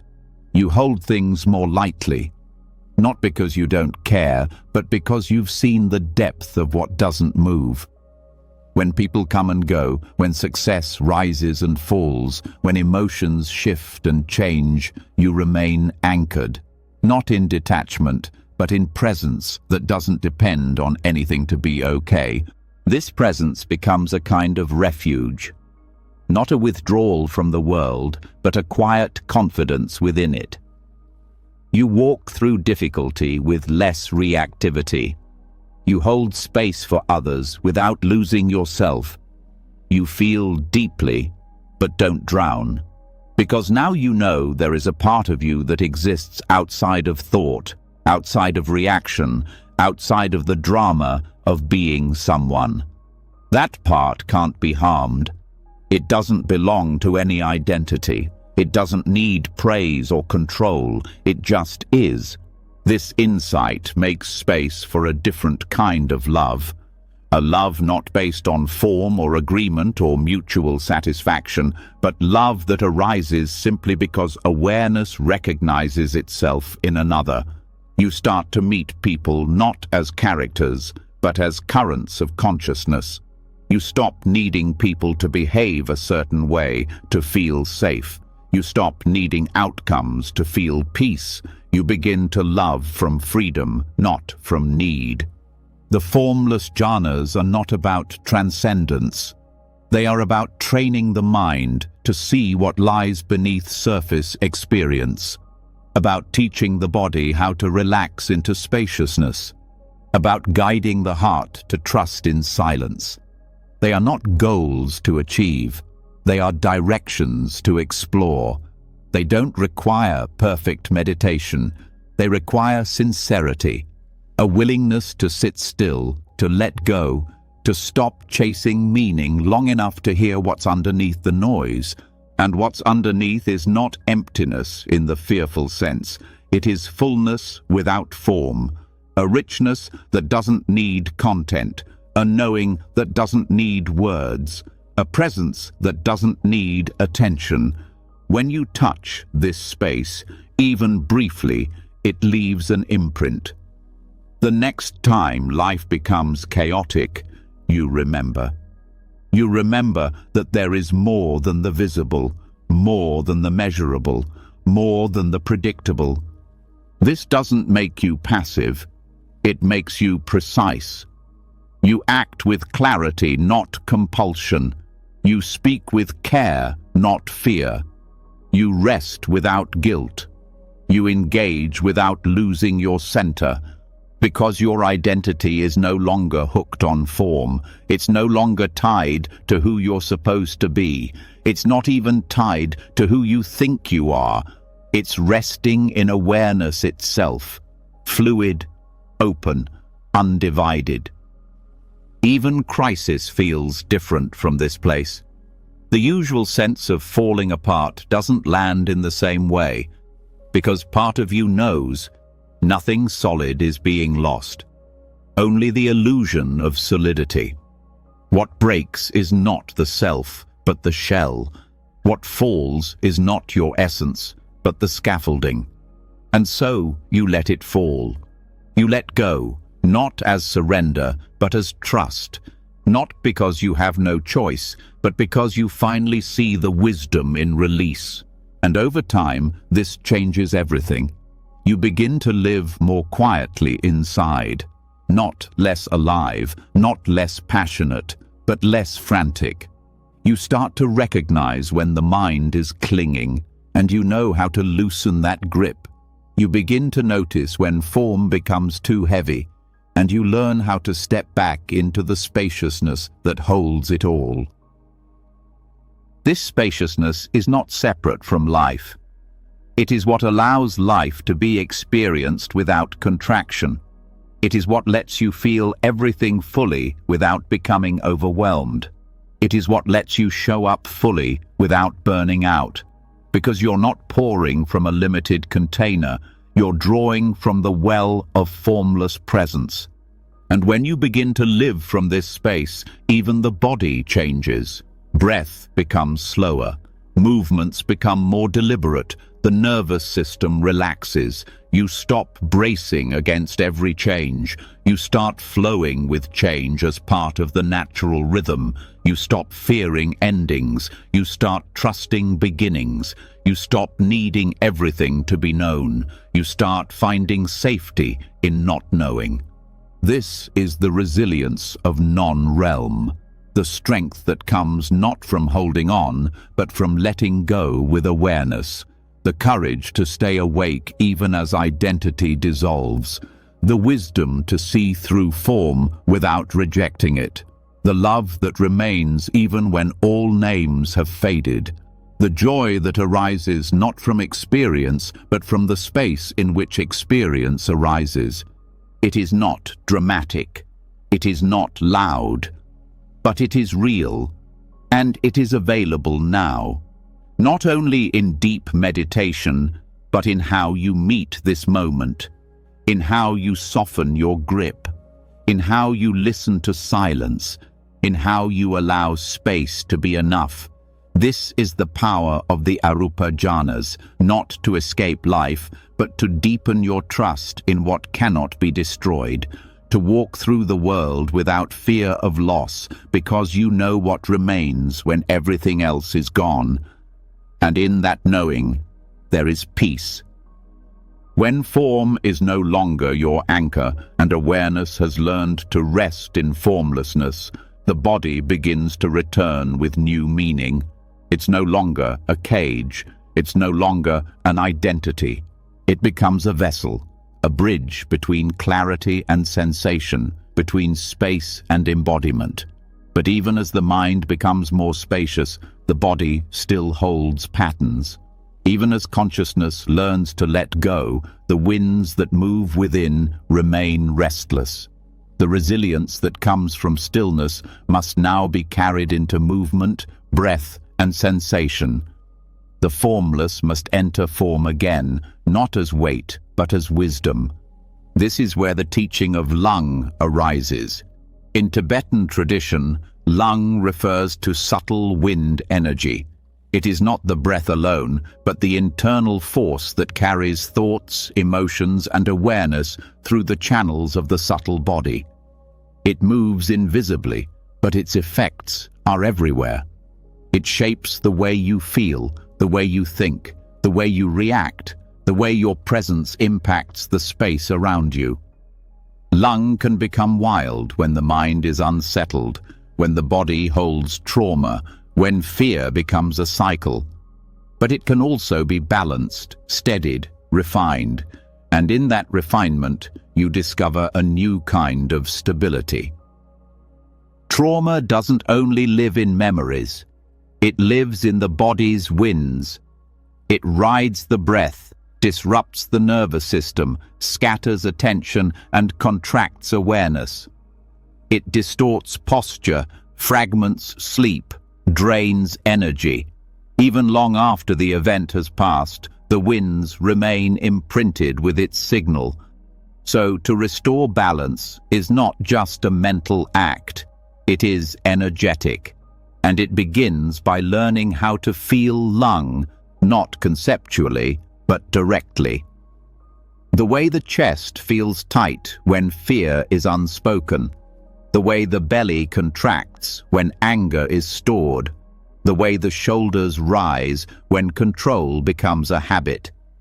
The first resilience in this practice is recognizing where wind moves and where it stops. Practices to stabilize lung are precise. They are rooted in breath, posture, visualization, and presence. They are not physical exercises in the ordinary sense. They are subtle rituals that realign the body's energy flow with awareness. One of the foundational methods is gentle vase breathing. This involves inhaling slowly, holding the breath lightly in the lower belly without strain, and allowing awareness to rest in the stillness between breaths. When practiced regularly, this calms the winds, brings attention inward, and creates an internal sense of containment. The chaos in the mind begins to mirror the steadiness of breath. Thought becomes slower. Emotion becomes less overwhelming. This containment is not suppression, it is spacious holding. Lung cannot be forced into stillness, it must be invited. If you meet it with tension, it resists. If you meet it with precision and softness, it begins to settle. Like taming a wild animal, it requires consistency and calm. This is why posture matters. A relaxed spine, open chest, and grounded base allow lung to circulate without obstruction. When the posture is collapsed, wind energy becomes stuck. When the body is too rigid, it becomes restricted. Balance lies in alert relaxation. Another important method is ninefold purification breath. This practice works by directing the winds through different channels to clear imbalance. It involves alternating nostrils, using visualizations of colored light, and linking breath to intention. Each round purifies a specific channel. one related to anger, one to desire, one to ignorance. As the winds clear, the mind becomes less reactive. The energy becomes more focused. With repetition, this begins to repattern emotional tendencies. You no longer get pulled so easily into spirals of confusion or reaction. There's a little more space before the storm. Lung is also affected by speech. Every word you speak carries wind energy. Angry speech, even if whispered, agitates the winds. Fearful language, even inside your own mind, creates instability. Silence, when held with presence, restores balance. Mantra is one of the most powerful ways to work with wind, not only because of the sound, but because the vibration begins to reprogram the flow of subtle energy. The repetition of sacred syllables aligns body, breath, and awareness. It steadies the winds and creates a resonance that echoes through the channels. The longer the mantra is practiced, the deeper the imprint it leaves on the energetic body. Visualization also plays a role. You're not just calming breath, you're training the subtle body to hold the qualities of the visualization. When you see light moving through the channels or a deity seated at the heart, you are not imagining a fantasy. You are imprinting the nervous system with a new rhythm. The image is a form, but it points to a quality. When the quality is strong enough, the body begins to respond. The winds begin to move accordingly. One of the most challenging forms of lung imbalance is called lung disorder in traditional texts. It happens when wind becomes chaotic. This can look like anxiety, scattered thoughts, insomnia, emotional extremes, difficulty concentrating, or sudden fatigue. In modern terms, this might resemble trauma response, nervous system dysregulation, or even spiritual emergency. The antidote is not to think your way out. It is to work with the winds directly. Slow walking meditation with coordinated breath, gentle yoga rooted in stillness, self-massage with warm oil, all of these soothe the winds. The food you eat, the temperature around you, the time of day, all influence how wind behaves. Simple changes can have deep effects when approached with awareness. The resilience you gain from working with lung is subtle but transformative. You begin to feel more stable, not because your thoughts have changed, but because their fuel no longer controls you. You learn to sense agitation before it becomes emotion. You recognize what restlessness feels like before it hijacks your decisions. You understand that peace is not a passive absence of chaos, but an active regulation of energy. This doesn't make you immune to stress, but it changes how you recover. You bounce back faster. You don't get stuck in the same cycles. You recognize the signs early and know how to respond. This awareness begins to affect relationships. Because lung is contagious, the energy you carry influences the people around you. If your wind is chaotic, it adds to the noise. If your wind is steady, it invites others to soften. Your presence becomes medicine, not because you say the right thing, but because your energy communicates safety. This is not manipulation, it is integrity. When your winds are balanced, your actions align with clarity. Your attention stays steady in conversation. Your emotions don't leak. People feel it, even if they don't have the words for it. This also affects how you hold trauma, not by erasing it, but by changing your relationship to it. Trauma fragments the winds. It scatters presence. It traps awareness in parts of the body that become frozen. As you work with the subtle breath, those frozen places begin to melt. Not all at once, not dramatically, but gently. like warmth returning to a cold limb. The body begins to trust again, and when the body trusts, the mind begins to follow. You also learn to recognize the difference between true intuition and wind distortion. Sometimes what feels like a gut feeling is actually a wind imbalance, a projection, a fear, a past imprint disguised as insight. But when the winds are clear, intuition is clean. It comes without emotional charge. It doesn't pull or push. It simply knows. And that knowing becomes a compass, not just for spiritual practice, but for daily life. Over time, you stop fearing the winds. You respect them. You understand their language. You see that every emotion is a message from the winds. Every reaction is a signal. You stop needing to silence them. You start listening. And in listening, you begin to guide them, not with force, but with awareness, not by control, but by tuning. This tuning becomes your anchor. When life is loud, you return to the breath. When thoughts are fast, you slow the exhale. When decisions feel cloudy, you align the posture.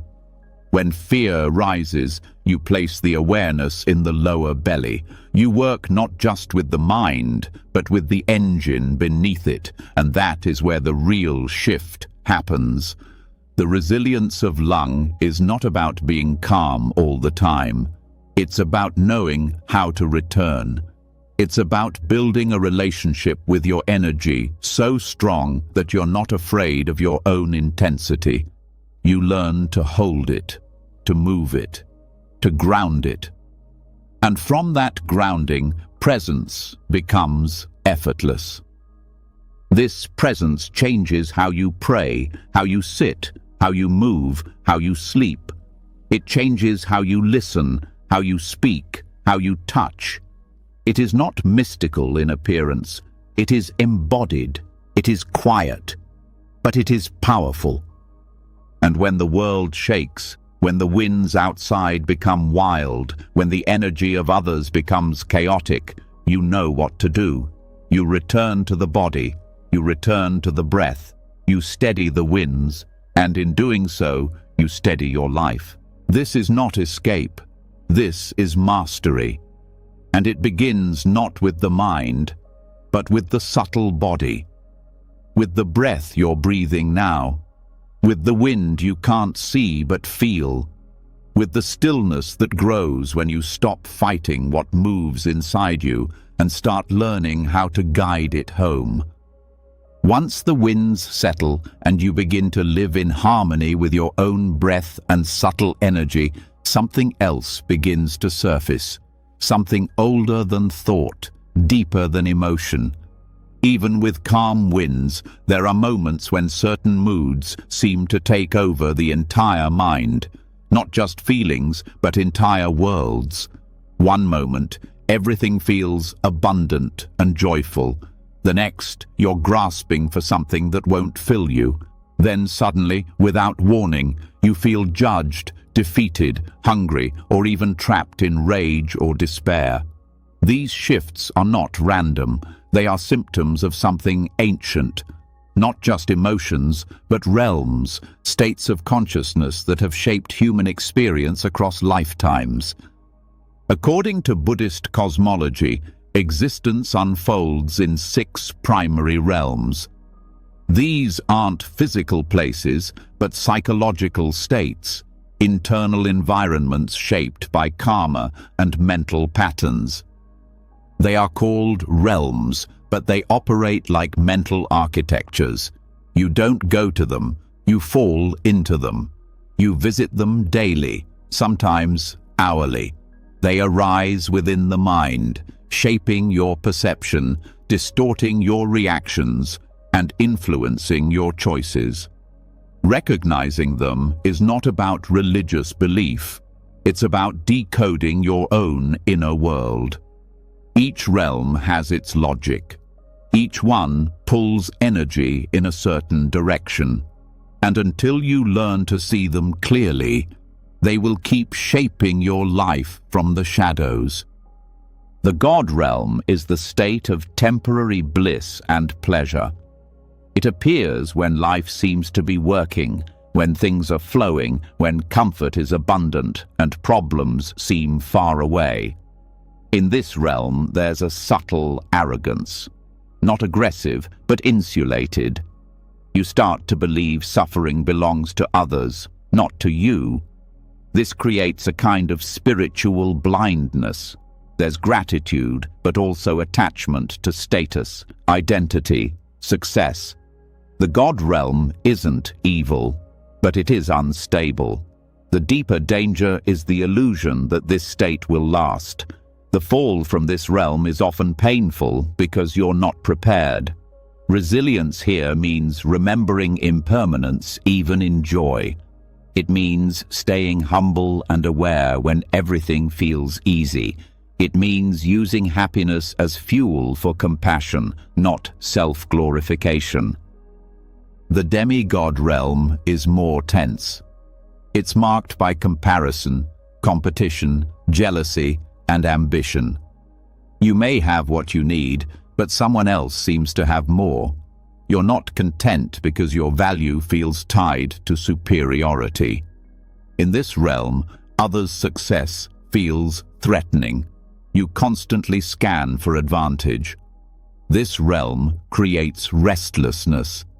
You can't rest because someone else is winning. Resilience here means stepping out of comparison. It means remembering that your worth is not relative. It means celebrating others without losing your own dignity. This is difficult because the energy of the demigod realm is charged. It pushes you to outdo, to outperform. But the true escape is not to win. It's to see the trap for what it is and walk away. The human realm is considered the most balanced and, paradoxically, the most rare. It's the realm of curiosity, emotion, longing, love, and confusion. There's suffering, but also reflection. There's desire, but also discernment. This realm offers the greatest chance for awakening because it's not overwhelmed by extremes. But the danger here is complacency. You might begin to live on autopilot, treating ordinary life as all there is. You forget how rare it is to even be aware. You forget that this moment could be a portal to insight. Resilience in this realm means staying alert to the fragility of human life. It means using every joy and sorrow as fuel for understanding. It means not wasting time in numbness. It means valuing your ability to grow and not taking your awareness for granted. The animal realm is rooted in fear, habit, and instinct. It appears when you're overwhelmed and just trying to survive, when you're reactive, when comfort becomes more important than truth, when you follow the path of least resistance. This realm is not unintelligent, it's deeply instinctive, but it lacks perspective. In this realm, the focus is narrow. The drive is survival. Emotions are lived, not examined. You avoid pain, chase pleasure, repeat routines. Resilience here means breaking the trance. It means pausing in the middle of reaction and asking what's really happening. It means refusing to live only through instinct. It means choosing reflection over habit. The shift out of this realm begins with awareness of your own patterns. Once you see them, you create space to respond differently. The hungry ghost realm is perhaps the most painful in quiet ways. It's a realm of endless wanting where nothing satisfies. You crave love, attention, substance, stimulation, but everything you reach for slips away or leaves you emptier. This realm creates addiction, not only to substances, but to validation, approval, even to pain itself. You become haunted by your hunger, You feel unworthy even when you receive. You feel disconnected even when surrounded by others. Resilience here means learning to sit with hunger without feeding it mindlessly. It means grieving the emptiness without letting it define you. It means cultivating inner nourishment so you don't starve for external substitutes. This takes time and kindness. It takes learning to stay with the ache without judging it. Over time, you begin to feel the root hunger, not for objects or people, but for connection with your own wholeness. The hell realm is the most intense. It arises as anger, hatred, blame, punishment, and self-loathing. In this realm, the world feels hostile. You feel surrounded, attacked, or completely cut off. There's no softness, only threat. Often, this realm is linked to deep wounding, pain that was never held, grief that turned to rage. In the hell realm, everything becomes a weapon. You fight the world, or you fight yourself. You can't hear others. You can't receive care. Everything feels sharp, dangerous. Resilience here means choosing softness even when it feels impossible. It means refusing to harden in return.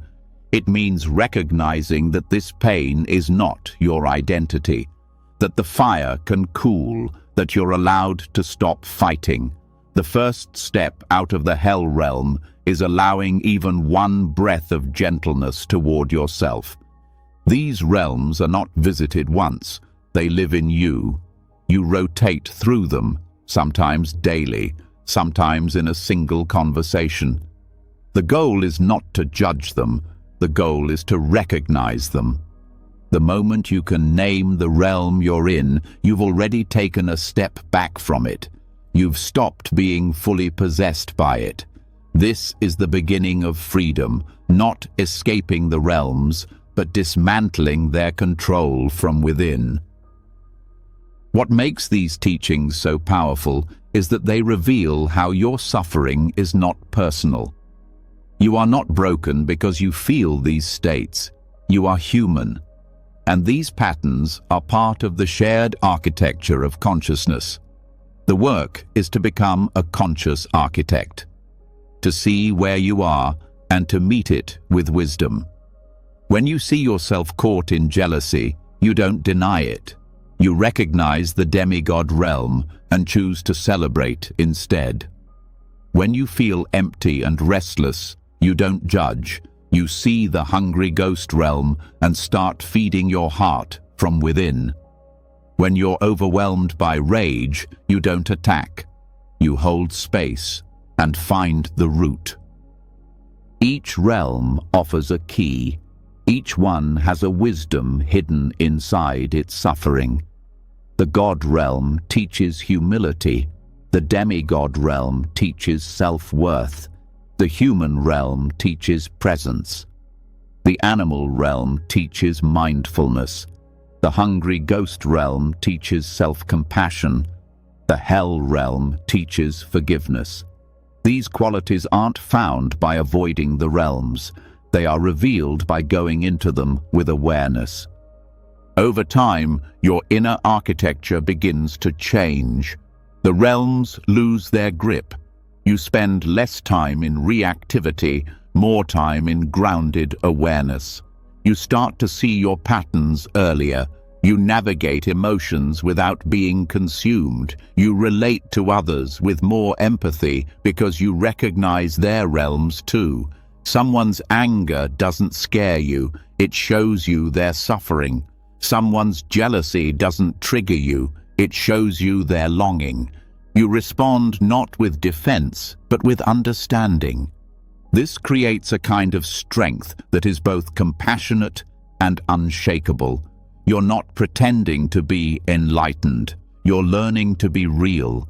You're learning to be with the whole spectrum of human experience without losing yourself. This kind of resilience is not made of steel. It's made of space. It breathes, it bends, it listens, and it grows. You stop needing life to go perfectly. You stop needing others to change. You begin to take responsibility for your own inner world.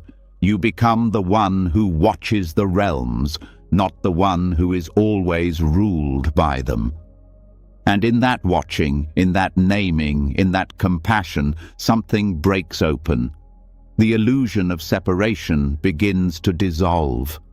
The belief in a fixed self starts to fade. And what remains is clarity, not the kind that fixes everything, the kind that sees through everything, that knows when a realm is rising, that knows it won't last, that knows how to hold it gently and wait until it passes, that knows how to act with care even when the storm is strong. This is what it means to dismantle the realms, not by force but by recognition, not by suppression but by seeing. And as the seeing deepens, so does your freedom, not because the realms disappear, but because you no longer disappear inside them. You remain, awake, kind, rooted, whole. As you begin to recognize the 6 realms playing out within your thoughts, emotions, and reactions, a new question quietly forms. If these realms are not who you are, and if your mind can move through so many states so quickly, then what exactly is the self you've been identifying with all along? The part that says, I am this, or I feel that. The voice that claims every experience as mine. That voice begins to feel less solid, more like a habit than a truth. And the deeper you go, the more clear it becomes. Resilience doesn't only come from mastering emotions or calming energy. It comes from learning how to soften the very structure that clings to identity itself. This next stage isn't about control. It's about surrendering the idea of a fixed self altogether. In Vajrayana practice, there is a method that seems contradictory on the surface, but becomes liberating in its depth. It involves visualizing yourself not as who you think you are, but as a deity. You don't pretend. You don't believe you've suddenly become divine in the way the ego might want to imagine. Instead, you use visualization as a tool to deconstruct your usual sense of self. The purpose isn't to inflate the ego, it's to dissolve it. The image of the deity becomes a mirror for your true nature, radiant, compassionate, empty of fixed form, and full of awareness. And by stepping into that form, you begin to loosen your attachment to the version of self you've been defending your whole life. You begin with the body. You see it not as dense or solid, but as light. The ordinary body, with its aches and tension, is left behind for a while. In its place, you visualize a luminous form made of clarity, shaped by intention. It has all the symbolic attributes of the deity: posture, color, ornaments, expression. Each of these has meaning. The color might represent a particular wisdom quality. The posture reflects a way of relating to the world. The hands hold objects that speak to power, compassion, clarity, or protection. As you visualize this, your mind is no longer feeding the usual narrative of selfhood. It's engaging in a new pattern, one that's consciously chosen, not unconsciously inherited. Then you focus on the speech. You chant the mantra associated with the deity. The sound becomes a current that reshapes the subtle body. It's not about belief, it's about resonance. The vibration of the mantra bypasses discursive thinking and works directly on the energetic level. This helps dissolve the fixation on personal stories, internal commentary, and the compulsive voice that defines everything as good or bad, right or wrong. The mantra creates space. It's not just sound, it's a reset. Then you hold the mind of the deity. This is not a feeling you manufacture. It's a quality you uncover. The mind of the deity is boundless, compassionate, fearless, and completely unattached to identity. You rest in that, even if you can't fully feel it, even if it seems like pretending. The practice plants the seeds. The ordinary self that constantly reacts, compares, clings, and resists doesn't survive here. It starts to dissolve, not violently, but gently. The lines blur, the story softens. What you discover isn't emptiness in the negative sense. It's clarity without center, awareness without owner. This whole process isn't escapism. It's not spiritual fantasy. It's a deliberate confrontation with the mind's deepest habit, the belief in a fixed, separate self. By visualizing yourself as a deity, you create enough space to see the self as fluid. You see that the person you think you are is a temporary formation shaped by conditioning, culture, memories, fears, and desires.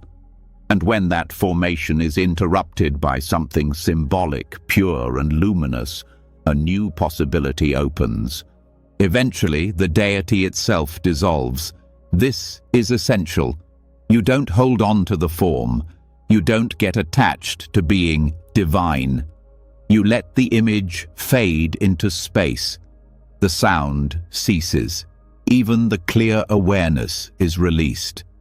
There is nothing to grasp, just open presence. The mind, having moved through all these stages, now rests without holding.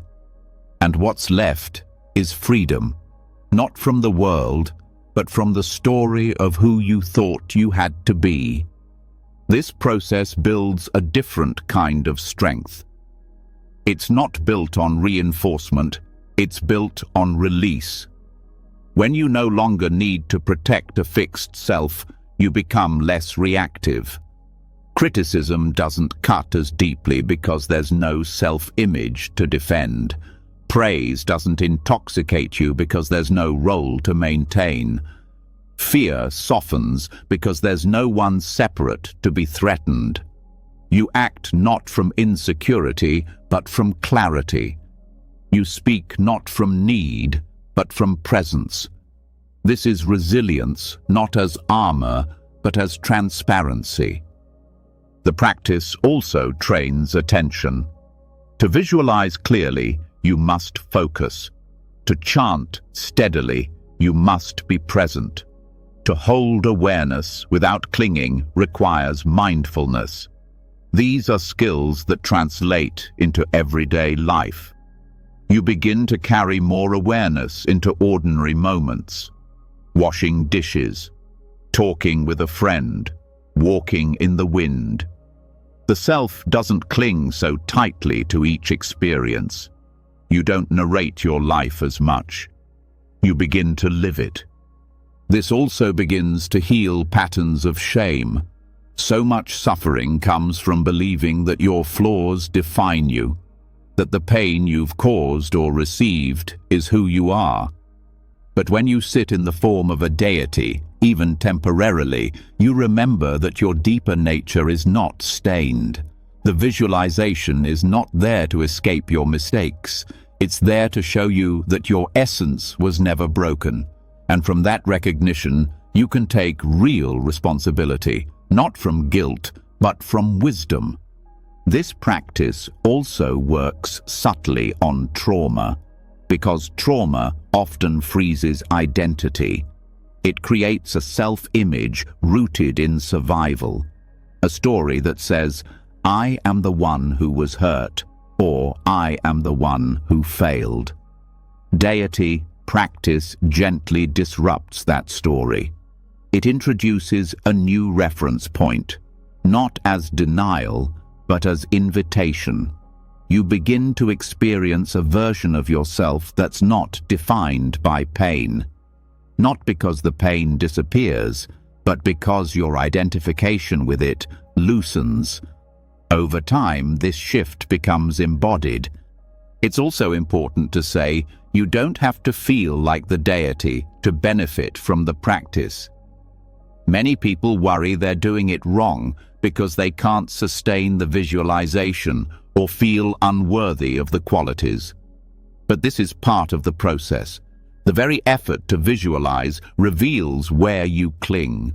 The very discomfort shows you where your self-image is tight. You don't push those feelings away, you include them. Even the resistance becomes part of the offering. Over time, you stop needing to become something. You stop needing to feel holy. You simply show up. You allow the practice to do its work, not by force, but by consistency. Like water shaping rock, the repetition slowly wears away the edges of ego. And what remains is not emptiness in the cold sense, but space. A space where love arises without needing validation, where action arises without needing identity, where life is lived without constant reference to me. This way of practicing also changes how you see others. You begin to recognize that they too are shaped by conditioning, that their anger, their fear, their confusion are not who they are. You start to see the luminous form behind the mask, not visually, not romantically, but intuitively.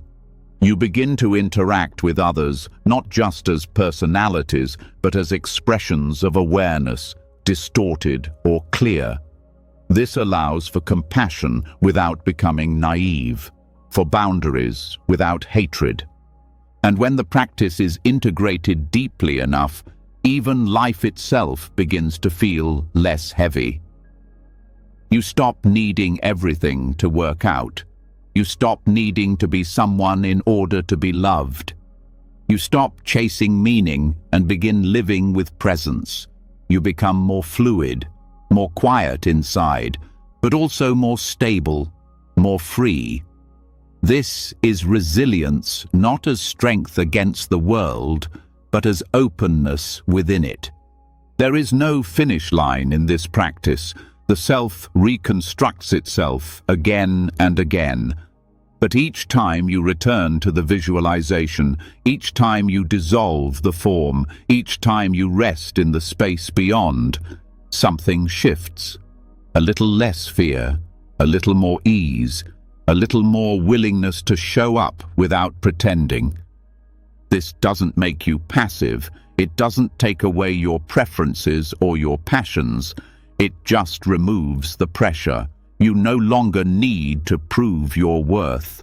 You no longer need to hold the world together with your persona. You can act from freedom. You can love without clinging. You can create without needing applause. And you can rest, even in chaos, because the one who was always trying to manage it all has softened. This is the gift of deity self-erosion. A path that begins with form, moves through sound, rests in awareness, and then lets even that go. A path that dissolves the self not to destroy you, but to reveal what was never separate to begin with. A path that builds resilience not by strengthening your image, but by setting it down and remembering what lives beneath it. Quiet, steady, awake. When the self becomes quiet, when identity dissolves and the pressure to be anyone at all begins to fade, what's left is a space that doesn't cling, a presence that doesn't need constant shape. But even that clarity doesn't protect you from the truth that everything eventually ends. The breath slows, the mind flickers, people leave, bodies change, circumstances collapse, and all the practices, breath, mantra, posture, clarity, are suddenly tested not in theory, but in the raw unfolding of impermanence. The question that rises is no longer how to keep control. It becomes how to meet the moment when nothing can be controlled. This is where the bardo begins. Bardo means in between. It's the space after death, but before rebirth. But that's only one layer. More deeply, the bardo is any transition, any time when the ground beneath you disappears and the next ground hasn't yet formed. You are no longer who you were. You are not yet who you will become. The bardo is the space of unmaking. It's terrifying because the mind cannot anchor itself in the usual ways, but it's also sacred because within that openness, something else becomes possible. In life, you enter bardos more often than you realize, when a relationship ends, when a diagnosis arrives, when you lose a job, when a part of your identity collapses. These are small rehearsals for the final bardo, which is death. Each of these transitions breaks continuity. They dissolve what was familiar. The same confusion that appears at death appears in life when your normal story stops working. That's why bardo training doesn't wait until your final days. It begins now, in how you meet disruption, in how you hold uncertainty, in how you walk into the unknown without clinging to a fixed self. The teachings describe several bardos: the bardo of living, the bardo of dreaming, the bardo of meditation, the bardo of dying, and the bardos after death. Each one offers a mirror. They show you what you are attached to, what you run from, what you mistake for stability. The bardo of living is this very moment, the space between your first breath and your last. It is unstable by nature. Things are always changing. The mistake is to treat life as solid, to cling to it as if it won't vanish. But when you recognize this state as a bardo, you begin to meet life more lightly, not with detachment, but with less desperation. You hold people without gripping. You love with less fear of loss. You experience without needing permanence. The bardo of dreaming teaches you how unstable perception really is. In dreams, time stretches, identity morphs, fear becomes form. The mind creates entire worlds without effort, and they dissolve instantly upon waking. Dream yoga trains you to become aware even in dreams, to know that what you see is not the whole truth. That clarity is possible even within confusion. This trains your awareness to stay awake in other bardos too, including the bardo of death. It shows that presence can continue even when everything familiar disappears. The bardo of meditation opens a space where the mind turns inward and steps out of narrative. In this space, form falls away. Emotions quiet down. You begin to taste what it's like to exist without being pulled by every thought or sensation. Meditation is not a luxury, it is bardo preparation, because it teaches you to recognize the nature of mind when the structures of life collapse. If you can find stillness in sitting, you are more likely to find it in transition. The bardo of dying is the moment when the physical body begins to let go. Breath changes. Sensory input fades. The elements dissolve. Earth into water, water into fire, fire into wind, wind into space. Consciousness begins to detach from the physical form. Fear often arises because the self doesn't know what's happening. But if you've practiced, if you've stayed present in the living bardos, the transition becomes less frightening. Not easy, but less unfamiliar. You've been here before. Every time life fell apart and you stayed present. Every time you let go without collapsing. After physical death, the next bardos begin. These are described as vivid and powerful. Thoughts manifest instantly. Emotions become realities. Visions arise, some peaceful, some terrifying. If you panic, you may follow these appearances and be reborn quickly, without reflection. But if you remain aware, if you recognize what's happening, you gain choice. You are not forced. You are responsive. This is the teaching's deepest offering. Awareness can continue. You are not trapped by form. You are not defined by any one moment. You can wake up, even in death. But none of this matters if it remains theory. The Bardo teachings are only useful if they change how you live now. So the real practice is not memorizing states. It is learning to remain steady when form shifts. When the body hurts, when plans change, when life disappoints. The Bardo is right here, every time you don't know what comes next, every time your identity breaks, every time your heart breaks. The question is, can you stay awake? The practice is inner refuge, finding stability not in outcome but in presence itself. When everything collapses, can you return to awareness? Can you stay with breath? Can you remember that what's falling apart is not the end, just a doorway? Inner refuge is not an idea. It is a repeated act of grounding in the middle of loss, in the middle of fear, in the middle of confusion.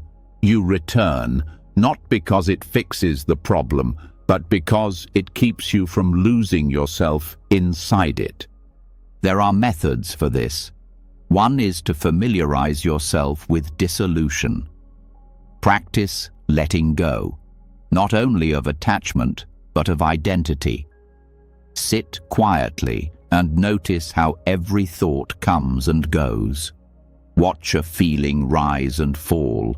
Remember that everything you cling to will vanish, not as punishment, but as part of the rhythm. Life dissolves over and over. When you stop resisting this, you stop suffering as much when it happens. Another method is to work with transitions. When you wake up, when you fall asleep, when you change tasks, when a relationship changes. Use these moments to remind yourself that everything is a bardo. You are always between something. Treat these moments as sacred. Breathe, center, return to the present. In this way, life itself becomes a series of small rehearsals for the biggest transition of all. Visualization is also used. Some traditions teach you to visualize a refuge tree, a deity, or a light at your heart. Not to escape reality, but to stabilize the mind when the world shifts. You are not visualizing comfort. You are calling forward a symbolic anchor, something that represents the clarity that doesn't move. When everything else falls, you hold that. It becomes your compass when the bardo comes. There is also the practice of fawa, transference of consciousness. At the time of death, or in meditation, you visualize your awareness leaving the body and rising through the crown of the head. This trains the mind to release without fear. It is not fantasy, it is muscle memory. If practiced regularly, it prepares you to let go gracefully when the body fails. It's not a ritual for death, it's a preparation for every moment of letting go. And then there's the practice of non-grasping. Throughout life, learn to touch experience lightly. Love fully, but don't cling. Work with passion, but don't identify. Serve with your whole heart, but let the results go. Every time you practice non-grasping, you train for the bardo, because in the bardo, there is nothing to hold on to, no roles, no names, no past, only presence. The more comfortable you are with emptiness, the less afraid you are when form disappears. This is the kind of resilience the Bardo teachings offer. Not survival at any cost, not the illusion of control, but the power to stay clear when everything familiar vanishes. The strength to meet death without panic. The courage to meet life's collapses with a steady mind and an open heart. This doesn't mean you stop feeling. You still grieve, you still fear, you still long, but you do so with awareness, and that changes everything. You begin to see collapse not as failure, but as a transition. You stop trying to hold everything in place. You begin to live in alignment with impermanence, not in denial of it. And that alignment brings peace, a peace that isn't about what's happening, but about how you're meeting it.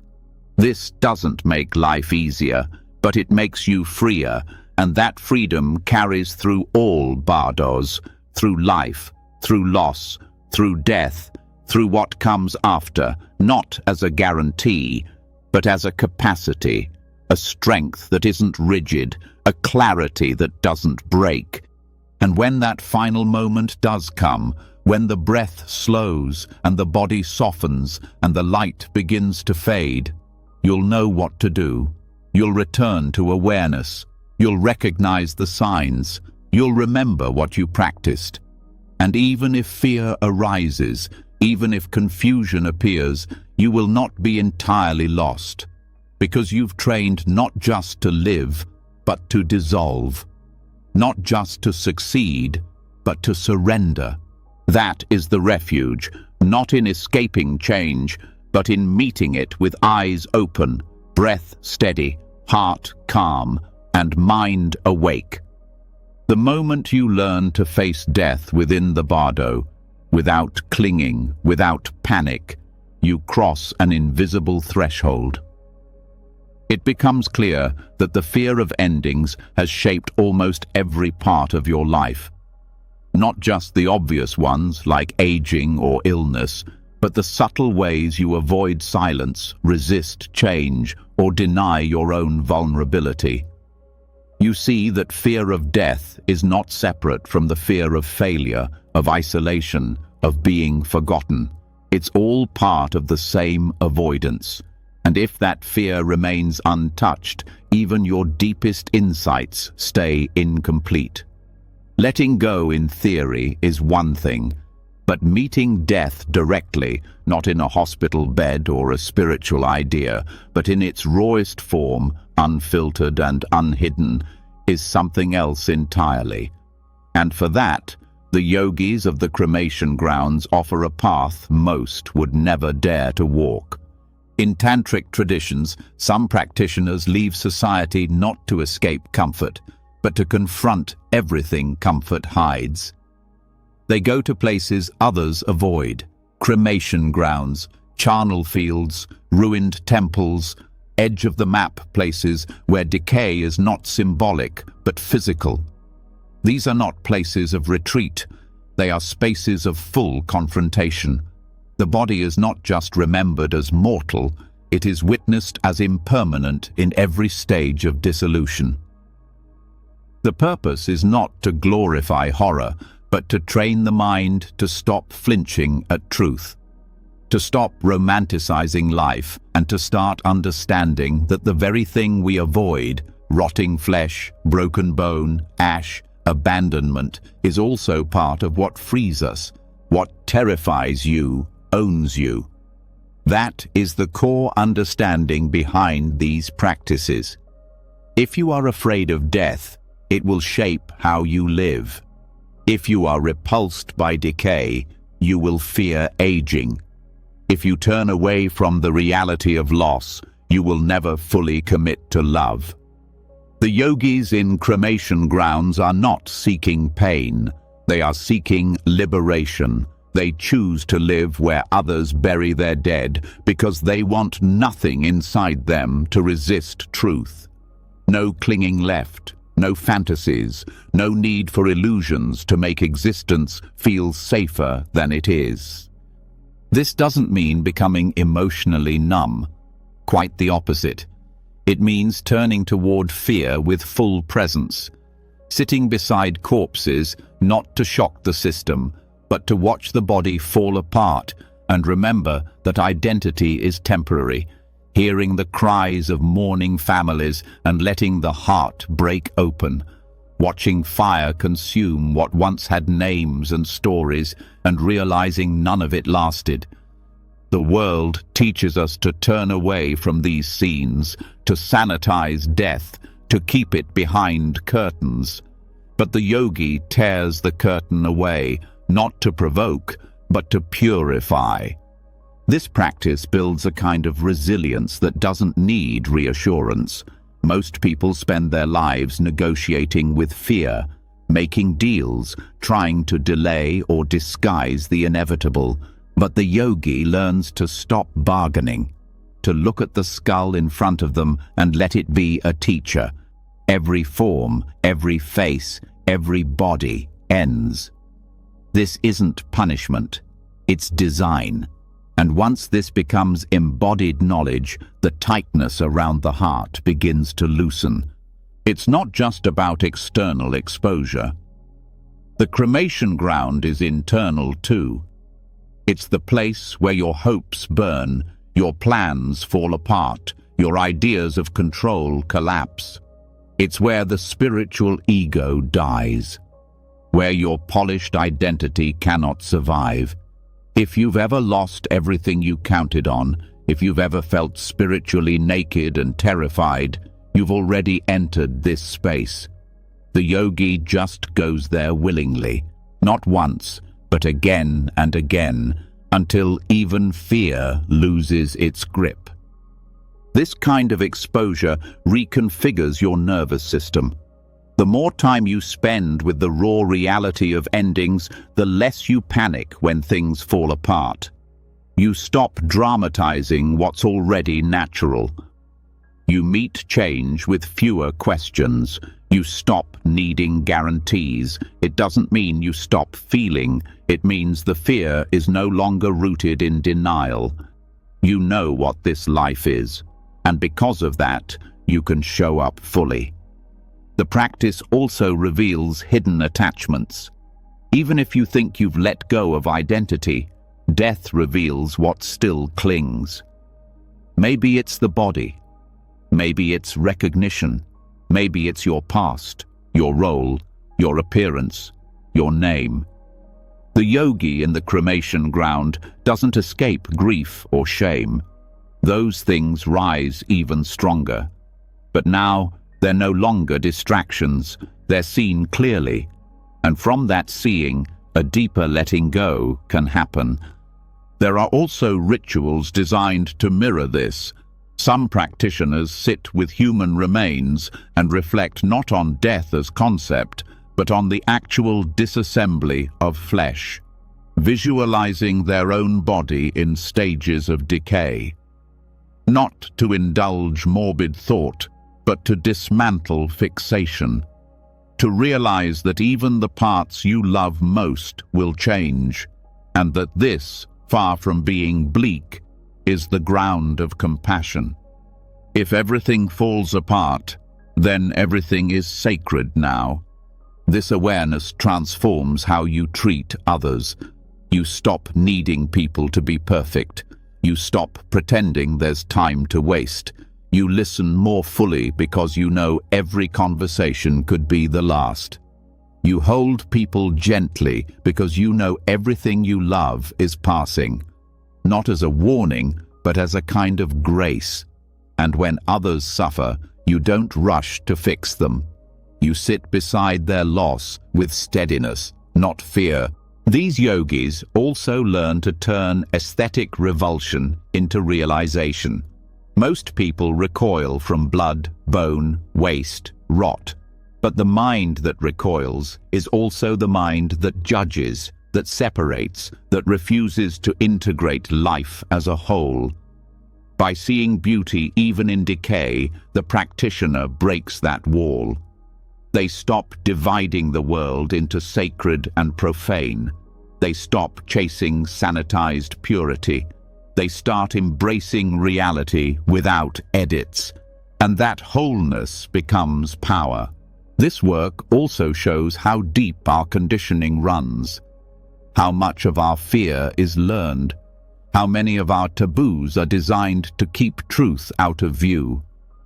The yogi unlearns all of it, layer by layer, not by rebellion, but by honest seeing. This is not about rejecting society. It's about no longer needing it to shield you from life's intensity.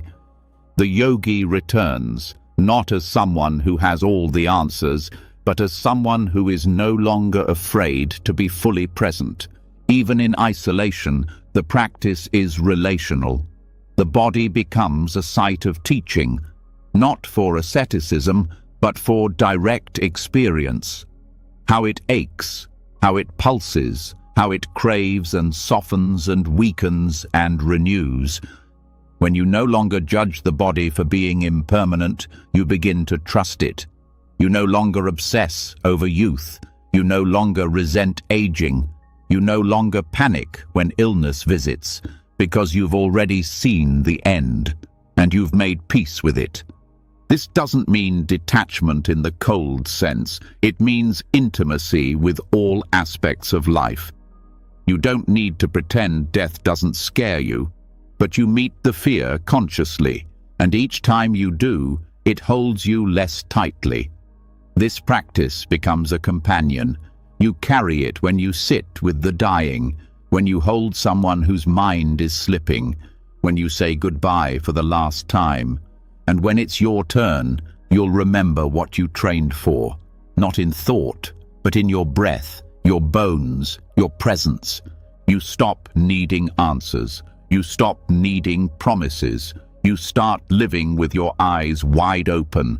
You welcome beauty, but you don't cling. You face pain, but you don't collapse.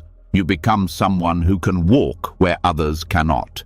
Not because you're fearless, but because you've walked side by side with fear until it became familiar. This resilience is different from strength. It's not hard. It's not proud. It's steady. It's rooted in direct contact with what most people avoid. And because of that, it doesn't falter when life becomes unbearable. It remains soft, grounded, unshaken. That is the wisdom of the cremation ground, not death worship, not darkness for its own sake, but the transformation of fear into clarity, of revulsion into reverence, of collapse into completeness. It is the space where ego dies and presence is born, where the world stops being something to escape and becomes something to see, fully, honestly, without turning away. When the fear of death softens and you stop turning away from the rawness of life, something unexpected begins to emerge. Underneath all the breaking, all the endings, all the facing of decay, there is something that doesn't move. Not a belief, not a thought, not even a sensation. It's not something you see or feel in the usual way. It's more like a presence that reveals itself when everything else has been stripped away. A stillness that isn't empty, but alive. And if you stay long enough in that stillness, something else appears. Not a vision or a light, but a sound. Or more precisely, the absence of all sound that paradoxically sounds like everything. This is what Dzogchen calls the unborn sound, and it isn't heard with the ears. It is known directly, when attention becomes pure enough to meet silence without grasping. This practice is not about blocking out the world. It is not about detachment or retreat. It is about tuning the mind so precisely that you begin to notice the layer of reality that remains unchanged even when everything else moves. just like the sky remains untouched by the clouds that pass through it. This soundless sound remains undisturbed beneath thoughts, emotions, and even the noise of external life. The mind is trained to listen, not in the usual way, but in a way that no longer depends on the ears or language. You are not listening for something, you are listening from presence itself. Auditory yoga teaches that sound is not just vibration, it is a gateway. The subtle inner sound is not created by the body, it is not a product of attention, it is not something that starts or ends. It is called unborn because it has no origin, no movement, no boundary. And yet, when awareness becomes quiet and clear enough, it becomes unmistakably present. Listening to this sound trains the mind to stop chasing. There is nothing to analyze. There is no story attached. There is only knowing. And that knowing is incredibly stable. The practice begins with deep stillness, not the forced kind, but the kind that arises when you stop feeding thought. You sit, you breathe, you let attention drop beneath the level of narrative. You begin by listening to actual sounds, the breath, the wind, distant movement. But then you shift. You let go of external hearing and begin turning the listening inward. Not to thoughts, but to the space in which thoughts arise. You are not listening to content. You are listening to the field that holds content. And eventually, when attention rests there long enough, it becomes clear that even silence has a texture. Not a sound in the ordinary sense, but a kind of presence you can't describe, yet cannot deny. This listening becomes a path of resilience, because panic is always a reaction to noise. Whether it's mental, emotional, or sensory, panic feeds on stimulation, but this practice bypasses stimulation entirely. When you train yourself to rest in the unborn sound, you step out of the cycle of reaction.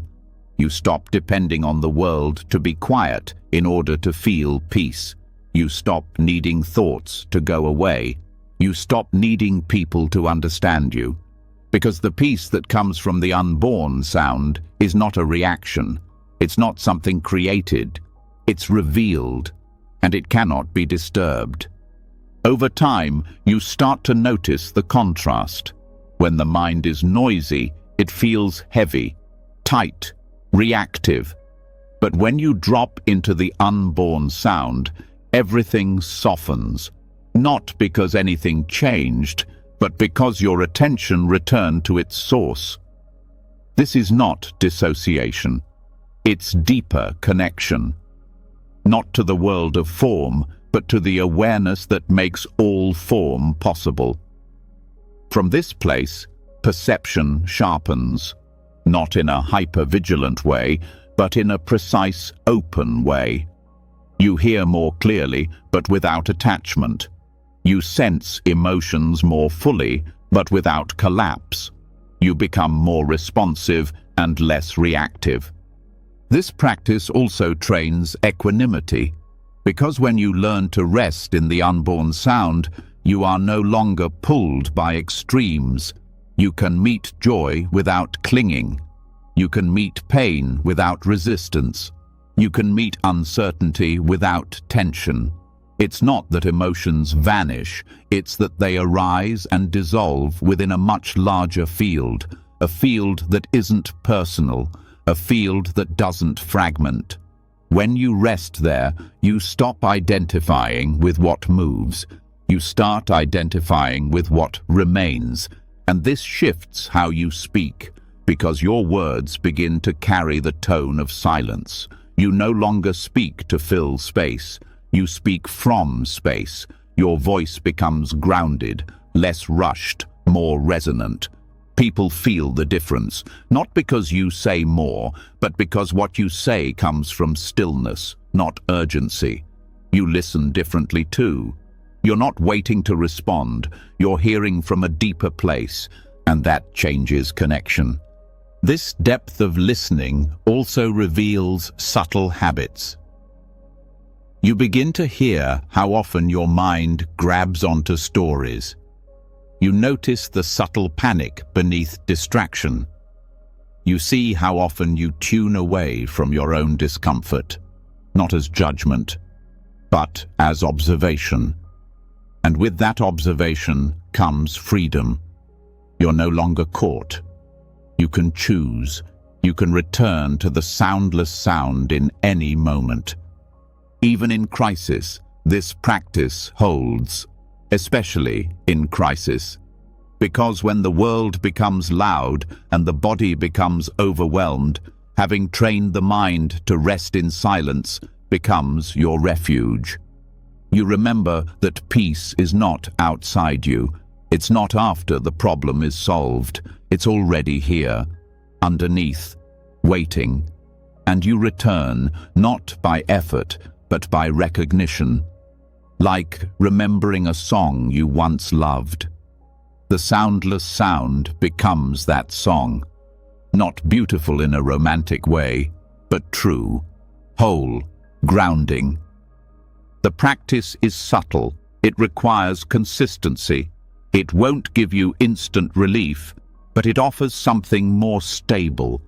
Over time, it becomes a posture of attention, a way of being that doesn't depend on conditions, a way of knowing that doesn't require proof, a way of resting that doesn't depend on external quiet. It becomes the background of your awareness, even when you're working, speaking, walking. It hums behind everything, not as a sound, but as presence. And this presence heals, not by removing difficulty, but by dissolving the illusion that you are lost in it. It reconnects you to your own mind without judgment. It teaches you to be still without shutting down.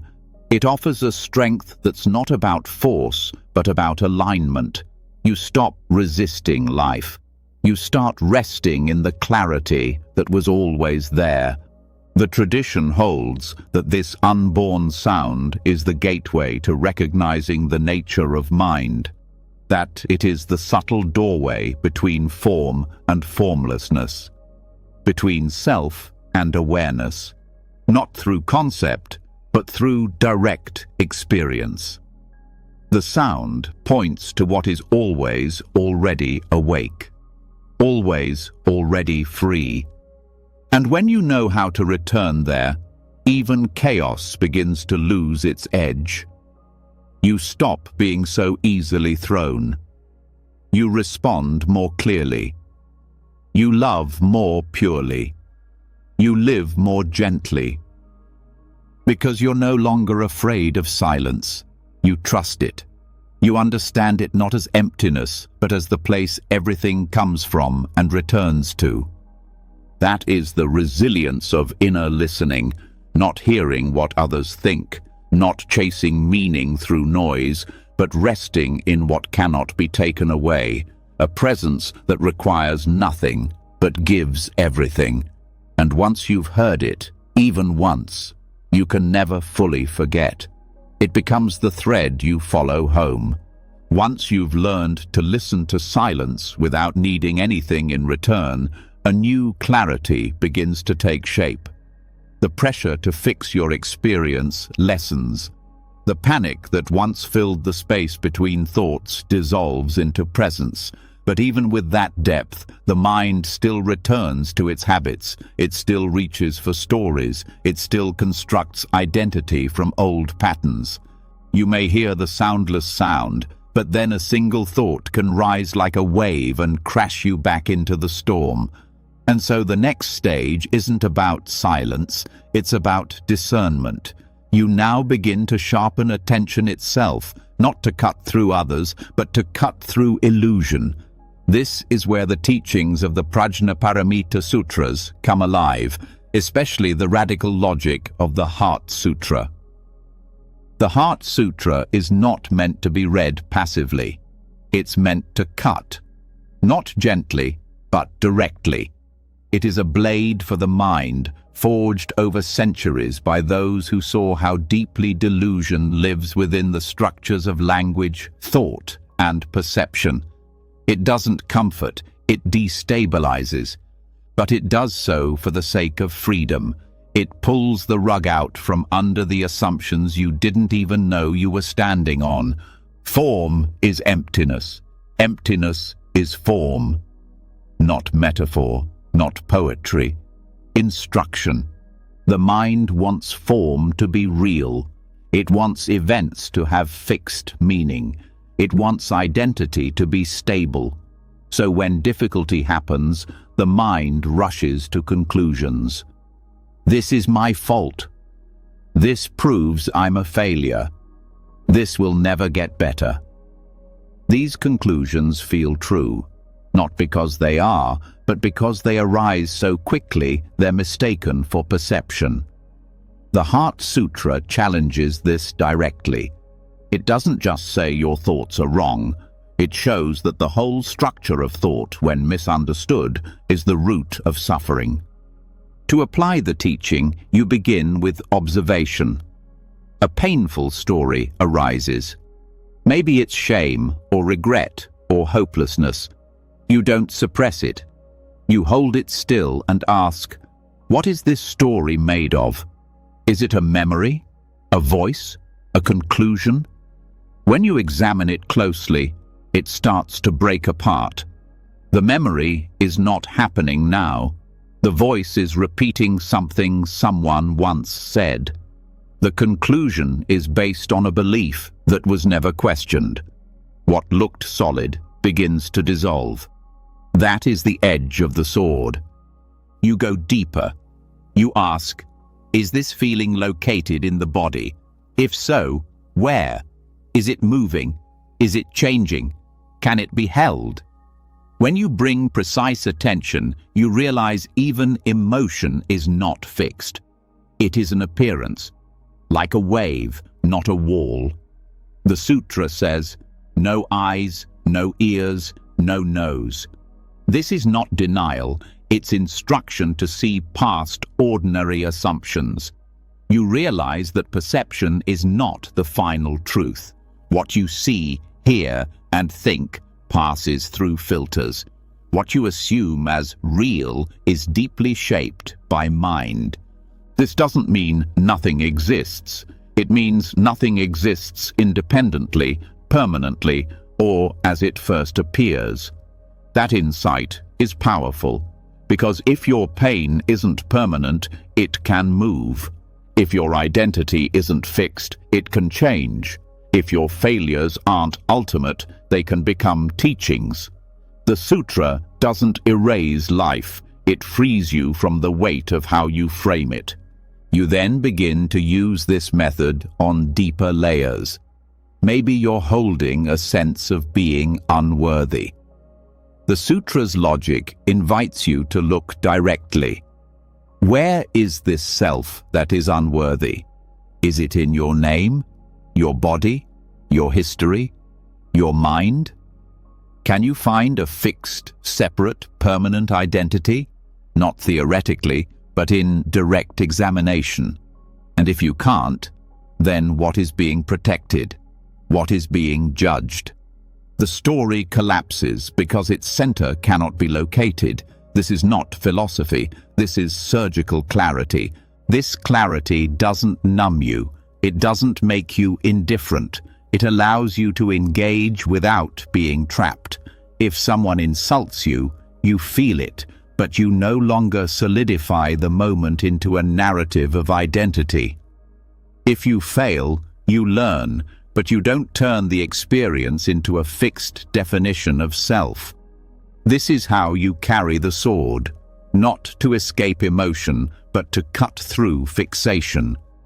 Emotion still arises, but the grip it once had weakens.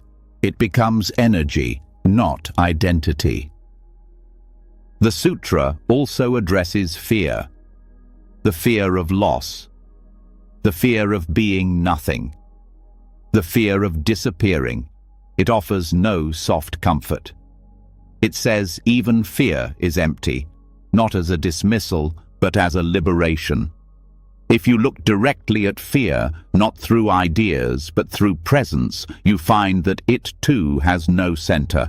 It rises, it pulses, it fades. You survive it, again and again. And once you stop being afraid of fear, your movements change. You become less reactive. You pause more. You speak from awareness, not protection. This also transforms how you see others. When someone attacks you, the sutra reminds you that anger is not a fixed thing. That person is not their worst moment. You don't excuse harm, but you don't solidify it either. You begin to see their delusion too, and your compassion grows, not as pity, but as understanding. You recognize how easily anyone can mistake thought for truth, how quickly pain becomes a story, and you don't get caught in the same loop. Over time, you learn to apply this seeing to every layer of experience: physical pain, emotional discomfort, loneliness, even joy. You look not to destroy, but to understand. You ask, what is this made of? What assumptions support it? What belief is being clung to? And as you do, you stop being overwhelmed by experience, not because you control it, but because you no longer believe the surface is the whole. The sutra ends with the mantra, Gate, gate, paragate, parasamgate, bodhi svaha. Gone, gone, gone beyond, gone completely beyond. Awakening, so be it. This is not a chant to another world. It is a call to let go. Let go of identity, let go of certainty, let go of the belief that you can ever fully define yourself or the world. And in that letting go, something opens, not emptiness in the negative sense, but spaciousness, room to breathe, room to move. This spaciousness becomes your ground. When life shifts, you are less afraid. When difficulty arises, you are less confused. Not because you've solved everything, but because you see clearly that every story, every moment, every identity is arising and dissolving constantly. You stop clinging to what hurts. You stop defending what's not solid. You begin to live more lightly, but with more depth. This clarity sharpens over time. The more you examine experience through the lens of emptiness, the more precise your seeing becomes. You begin to recognize where narratives are hiding, in the way you hold your body, in the way you speak, in the way you plan your day. You start catching the moment the mind builds a story, and you interrupt it. You don't need to collapse into victimhood. You don't need to repeat the loop of failure. You can return to presence, again and again, and that presence is not passive. It moves with purpose, it speaks with power, but it doesn't carry the weight of false solidity. It acts from clarity, from freedom. This is the sword's gift, not destruction, liberation, the removal of confusion, the unveiling of what doesn't need fixing, only seeing. And so you keep the sword close, not to fight, but to remember, to cut gently, skillfully, through every moment you forget who you really are, through every identity that begins to harden, through every belief that claims to be the final truth. You cut through not to escape, but to arrive more fully. In the end, the Heart Sutra is not just something to read, it is a mirror. And every time you look into it, it reflects not what you think you are, but what remains when you stop holding on. That clarity, once touched, becomes unshakable, not because it defends anything, but because it depends on nothing. That is the true sword. That is the true resilience. Quiet, precise, free. Once the mind has been sharpened by the blade of insight, once false identities are seen through and the narratives around pain lose their grip, the path begins to turn inward in a different way. No longer toward ideas or emotions, but toward the structure that holds them, the form beneath form, the subtle field that carries consciousness, breath, sensation, energy, and presence all at once. It's not the physical body alone, and it's not the mind by itself. It's something between and beyond both. It's called the Vajra body, and in tantric traditions, it's not metaphor, it's a map. And within that map are points that do not break, centers that hold when everything else shatters. What they carry is not tension, not strength in the muscular sense, but clarity. What they hold is a kind of resilience that does not react, does not collapse, does not abandon presence. A diamond-like awareness embedded in the structure of subtle being. The Vajra body is composed of three core elements: channels, winds, and drops. These are not symbolic representations of breath and thought. They are refined fields of experience that can be known directly through practice. The channels, called nadis, are pathways through which subtle energy flows. The winds, called prana or lung, are the dynamic forces that carry awareness and drive emotion, thought, and perception. The drops, bindus, are the essence points where deep qualities like bliss, stability, and clarity are held and released. None of this is abstract. When the practitioner trains the body and mind together, the Vajra body begins to reveal itself, not in imagination, but in sensation, not as theory, but as felt reality. The strength of the Vajra body is not found in resistance. It is built through balance and refinement. The practitioner learns to feel the subtle currents of energy and begins to guide them rather than be pushed around by them. When the winds are balanced, thoughts lose their chaotic pull. When the channels are clear, emotions pass through like weather. When the bindus are stable, bliss arises without cause. The body becomes luminous, not in appearance, but in how experience is processed. Pain still arrives, loss still happens, but awareness doesn't scatter. It remains coherent. This is the beginning of diamond resilience. Certain points within the Vajra body are considered indestructible. These are not physical organs. They're not located with scans or measured with tools, but they're real in the same way clarity is real. One of the most central is the indestructible drop at the heart center.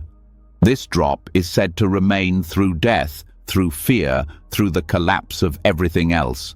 It holds the continuity of consciousness. The practitioner learns to access it not through thought, but through deep presence and breath. By placing awareness there, especially in moments of intense difficulty, something stabilizes. The sense of I becomes less reactive. The observer is no longer caught in the storm. Training the Vajra body involves multiple levels. The gross body must be prepared first. Posture, diet, sleep, breath. Everything that affects the nervous system must be aligned with practice. Not for moral reasons, but because the subtle body depends on physical conditions to be accessible. Then the breath is trained, not just as oxygen, but as a carrier of energy. Techniques like vase breathing, alternate nostril work, and subtle retention are used not to create force, but to harmonize flow. Each inhale becomes a movement of presence, each exhale a softening of grasp. The more precise the breath becomes, the more clearly the winds are felt. Visualizations accompany breath, light entering and dissolving, channels opening and balancing, deities dissolving into points of light that rest in the central channel. These aren't imaginary pictures. They are mental tools to direct subtle attention. As the mind refines, the practitioner begins to feel movement inside stillness, vibration within silence. And in that field, the unshakable points begin to be known, not as objects, but as stable centers where the usual pulls of identity, fear, or habit can no longer distort perception. This resilience becomes obvious in times of emotional upheaval, where before the heart center might tighten or the breath might race, now the awareness holds steady.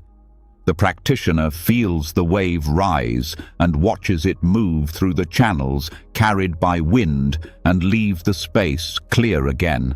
There is no suppression, there is no denial, there is no fight, just presence that has trained itself to remain unshaken. Over time, the relationship with the body shifts. The body is no longer just skin and bone. It is a field of energy, of intelligence, of expression. When pain arises, it is met with precision. When tension appears, it is breathed into with awareness.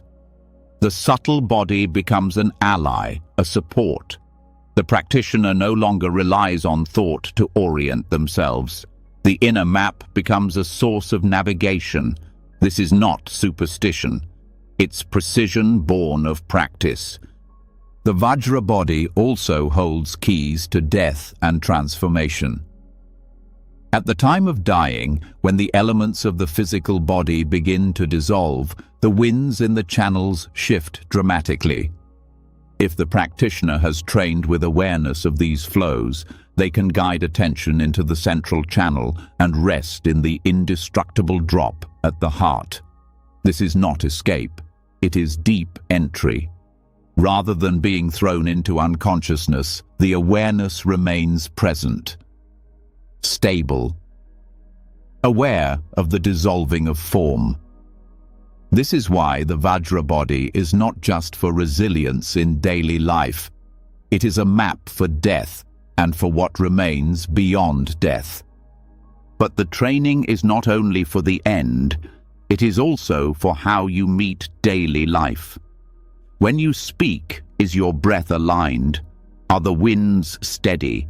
When you feel overwhelmed, can you locate the central channel and stabilize awareness there? When desire pulls or aversion pushes, can you sense where in the body those winds are concentrated, and can you rest presence deeper than their motion? These are not ideas. These are trainings. And every time you practice, the channels remember. The winds respond. The body becomes less a battlefield and more a temple. With practice, joy begins to arise, not the joy that depends on outcomes, but the joy of clear energy moving through clear space. The mind feels brighter, the senses sharper, the world more alive. Even when pain visits, it feels held within a larger field. The practitioner becomes radiant, not because of appearance, but because of how energy flows through them. Others feel it. They may not know why, but they sense stability, ground, presence. This is the outward expression of inner Vajra. It also affects how you hold others. When someone is suffering, your presence can help regulate their winds, not by doing anything, but simply by remaining balanced yourself. You don't get pulled into their storm. You don't tighten or rush to fix. You remain rooted in the inner body. You hold space. That stability is not silence. It is a living field, and in that field, others begin to feel safe again. The deeper training involves directing the winds into the central channel. This is where the most refined states of meditation open. It's not forced, it's not dramatic. It is precise and subtle. As the winds enter the central channel, thought slows, emotion settles. The division between mind and body begins to fade. There is presence, pure and luminous. And from that space, realization becomes available. Not realization of ideas, but of direct knowing. This knowing cannot be explained. It is not an experience in the normal sense. It is what remains when experience dissolves, what remains when thought stops and awareness stays, what remains when even identity becomes optional. That is the resilience at the core of the Vajra body, not the resilience of endurance, the resilience of unshakable presence, because presence has returned to its source. This is not achieved overnight. It is built breath by breath through discipline, care, and attention. The body is not an obstacle to be overcome. It is the path. Every sensation, every posture, every breath becomes a chance to refine the field. Every moment of imbalance becomes a reminder to return. You stop escaping discomfort and begin listening to what it reveals. The Vajra body teaches that within the structure of your being are centers that have never been harmed, that have never broken, that cannot be destroyed, and that insight is not poetic, it is practical. When life becomes chaotic, when the mind spins, when the outer world collapses, you return. You find the center, you rest there. And from that place, you speak, you act, you live, not perfectly, not always without difficulty, but without leaving your own ground. That is the diamond resilience. Not stiff, not hard, but indestructible, clear, open, awake, hidden inside you, waiting to be trained, waiting to be remembered, not as something to reach for, but as something that has always been there, quiet, luminous, unshaken. Once you've stabilized attention within the Vajra body and begun to trust the strength of indestructible presence, a new insight appears. Resilience is not just in stillness or clarity.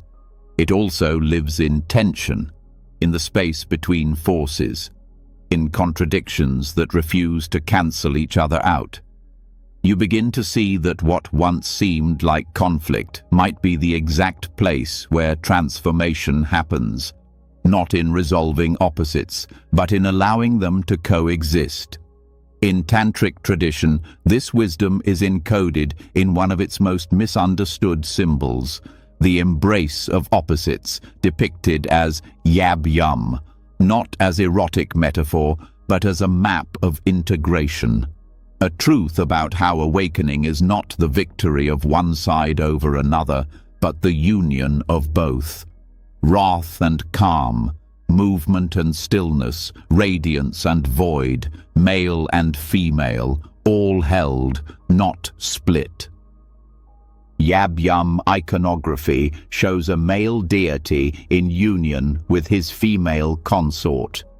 But the teaching is not about gender, it is about the meeting of method and wisdom, form and formlessness, clarity and compassion. The male figure represents skillful means, direction, stability, action. The female figure embodies insight, emptiness, spaciousness, knowing. Their union is not a romantic gesture, it is a recognition that no realization is complete without both. Method without wisdom becomes control. Wisdom without method becomes disconnection. Together, they become alive. This principle applies to every aspect of inner life. Strength without softness becomes rigidity. Softness without strength becomes collapse. Courage without fear becomes reckless. Fear without courage becomes paralysis. The practitioner begins to work not by choosing one side, but by learning how to remain present as both arise. Instead of trying to fix what feels contradictory, you allow it. You witness how your mind tries to label, to separate, to resolve, and you learn to stay.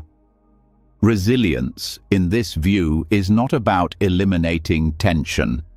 It's about becoming the space in which tension can unfold without breaking presence. You feel fear and keep breathing. You feel grief and continue to listen. You feel anger and do not collapse into reaction. Each pair of opposites becomes a mirror. The more extreme one side is, the more clearly the other is asking to be integrated. The path is not about balance in a neutral sense. It's about dynamic wholeness, allowing life to express its full polarity while resting in the awareness that holds both. This is not passive acceptance. It is a conscious, embodied practice. The practitioner trains to notice where tension lives in the body, where movement resists stillness, where desire and aversion tug in opposite directions. You sit with it. You don't push it away. You don't act it out. You breathe into the exact place where contradiction lives, and slowly the need to choose dissolves. What remains is presence that can feel everything without fragmenting.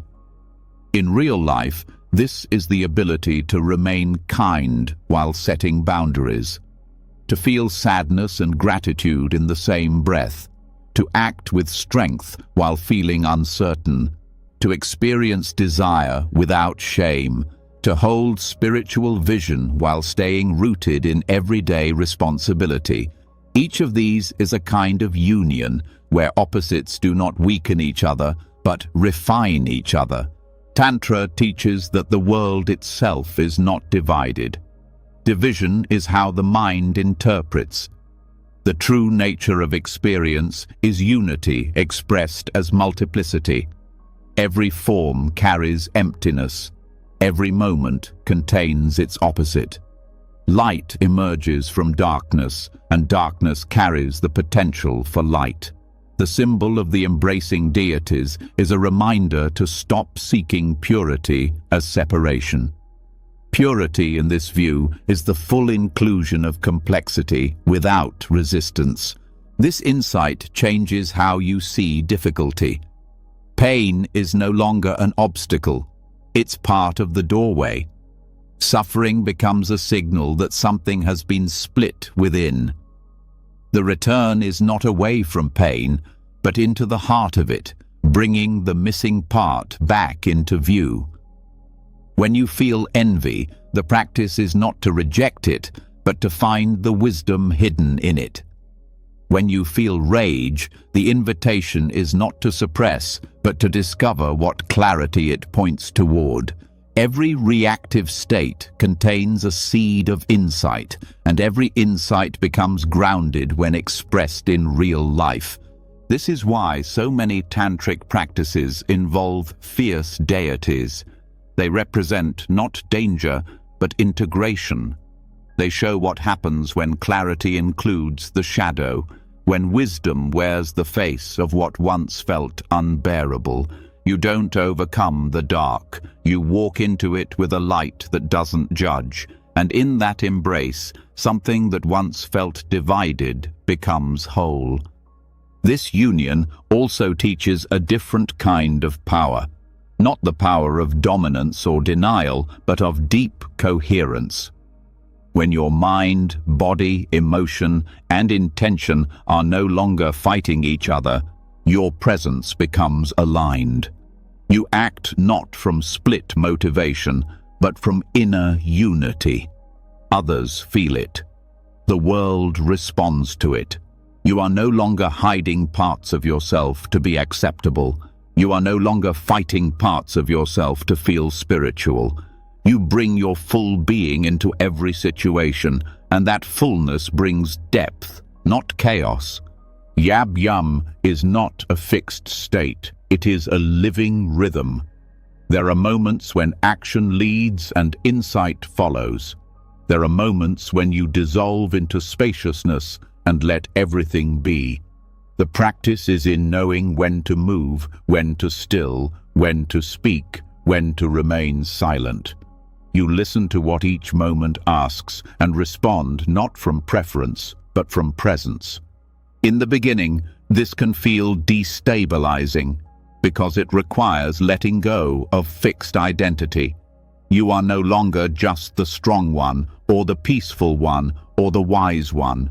You are a fluid field of being that includes all of it. The mind doesn't like this. It wants categories. It wants certainty. But resilience is not found in certainty.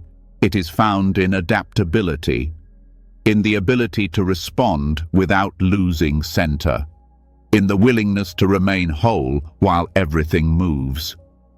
This principle also applies to relationship, not just with others, but with the world.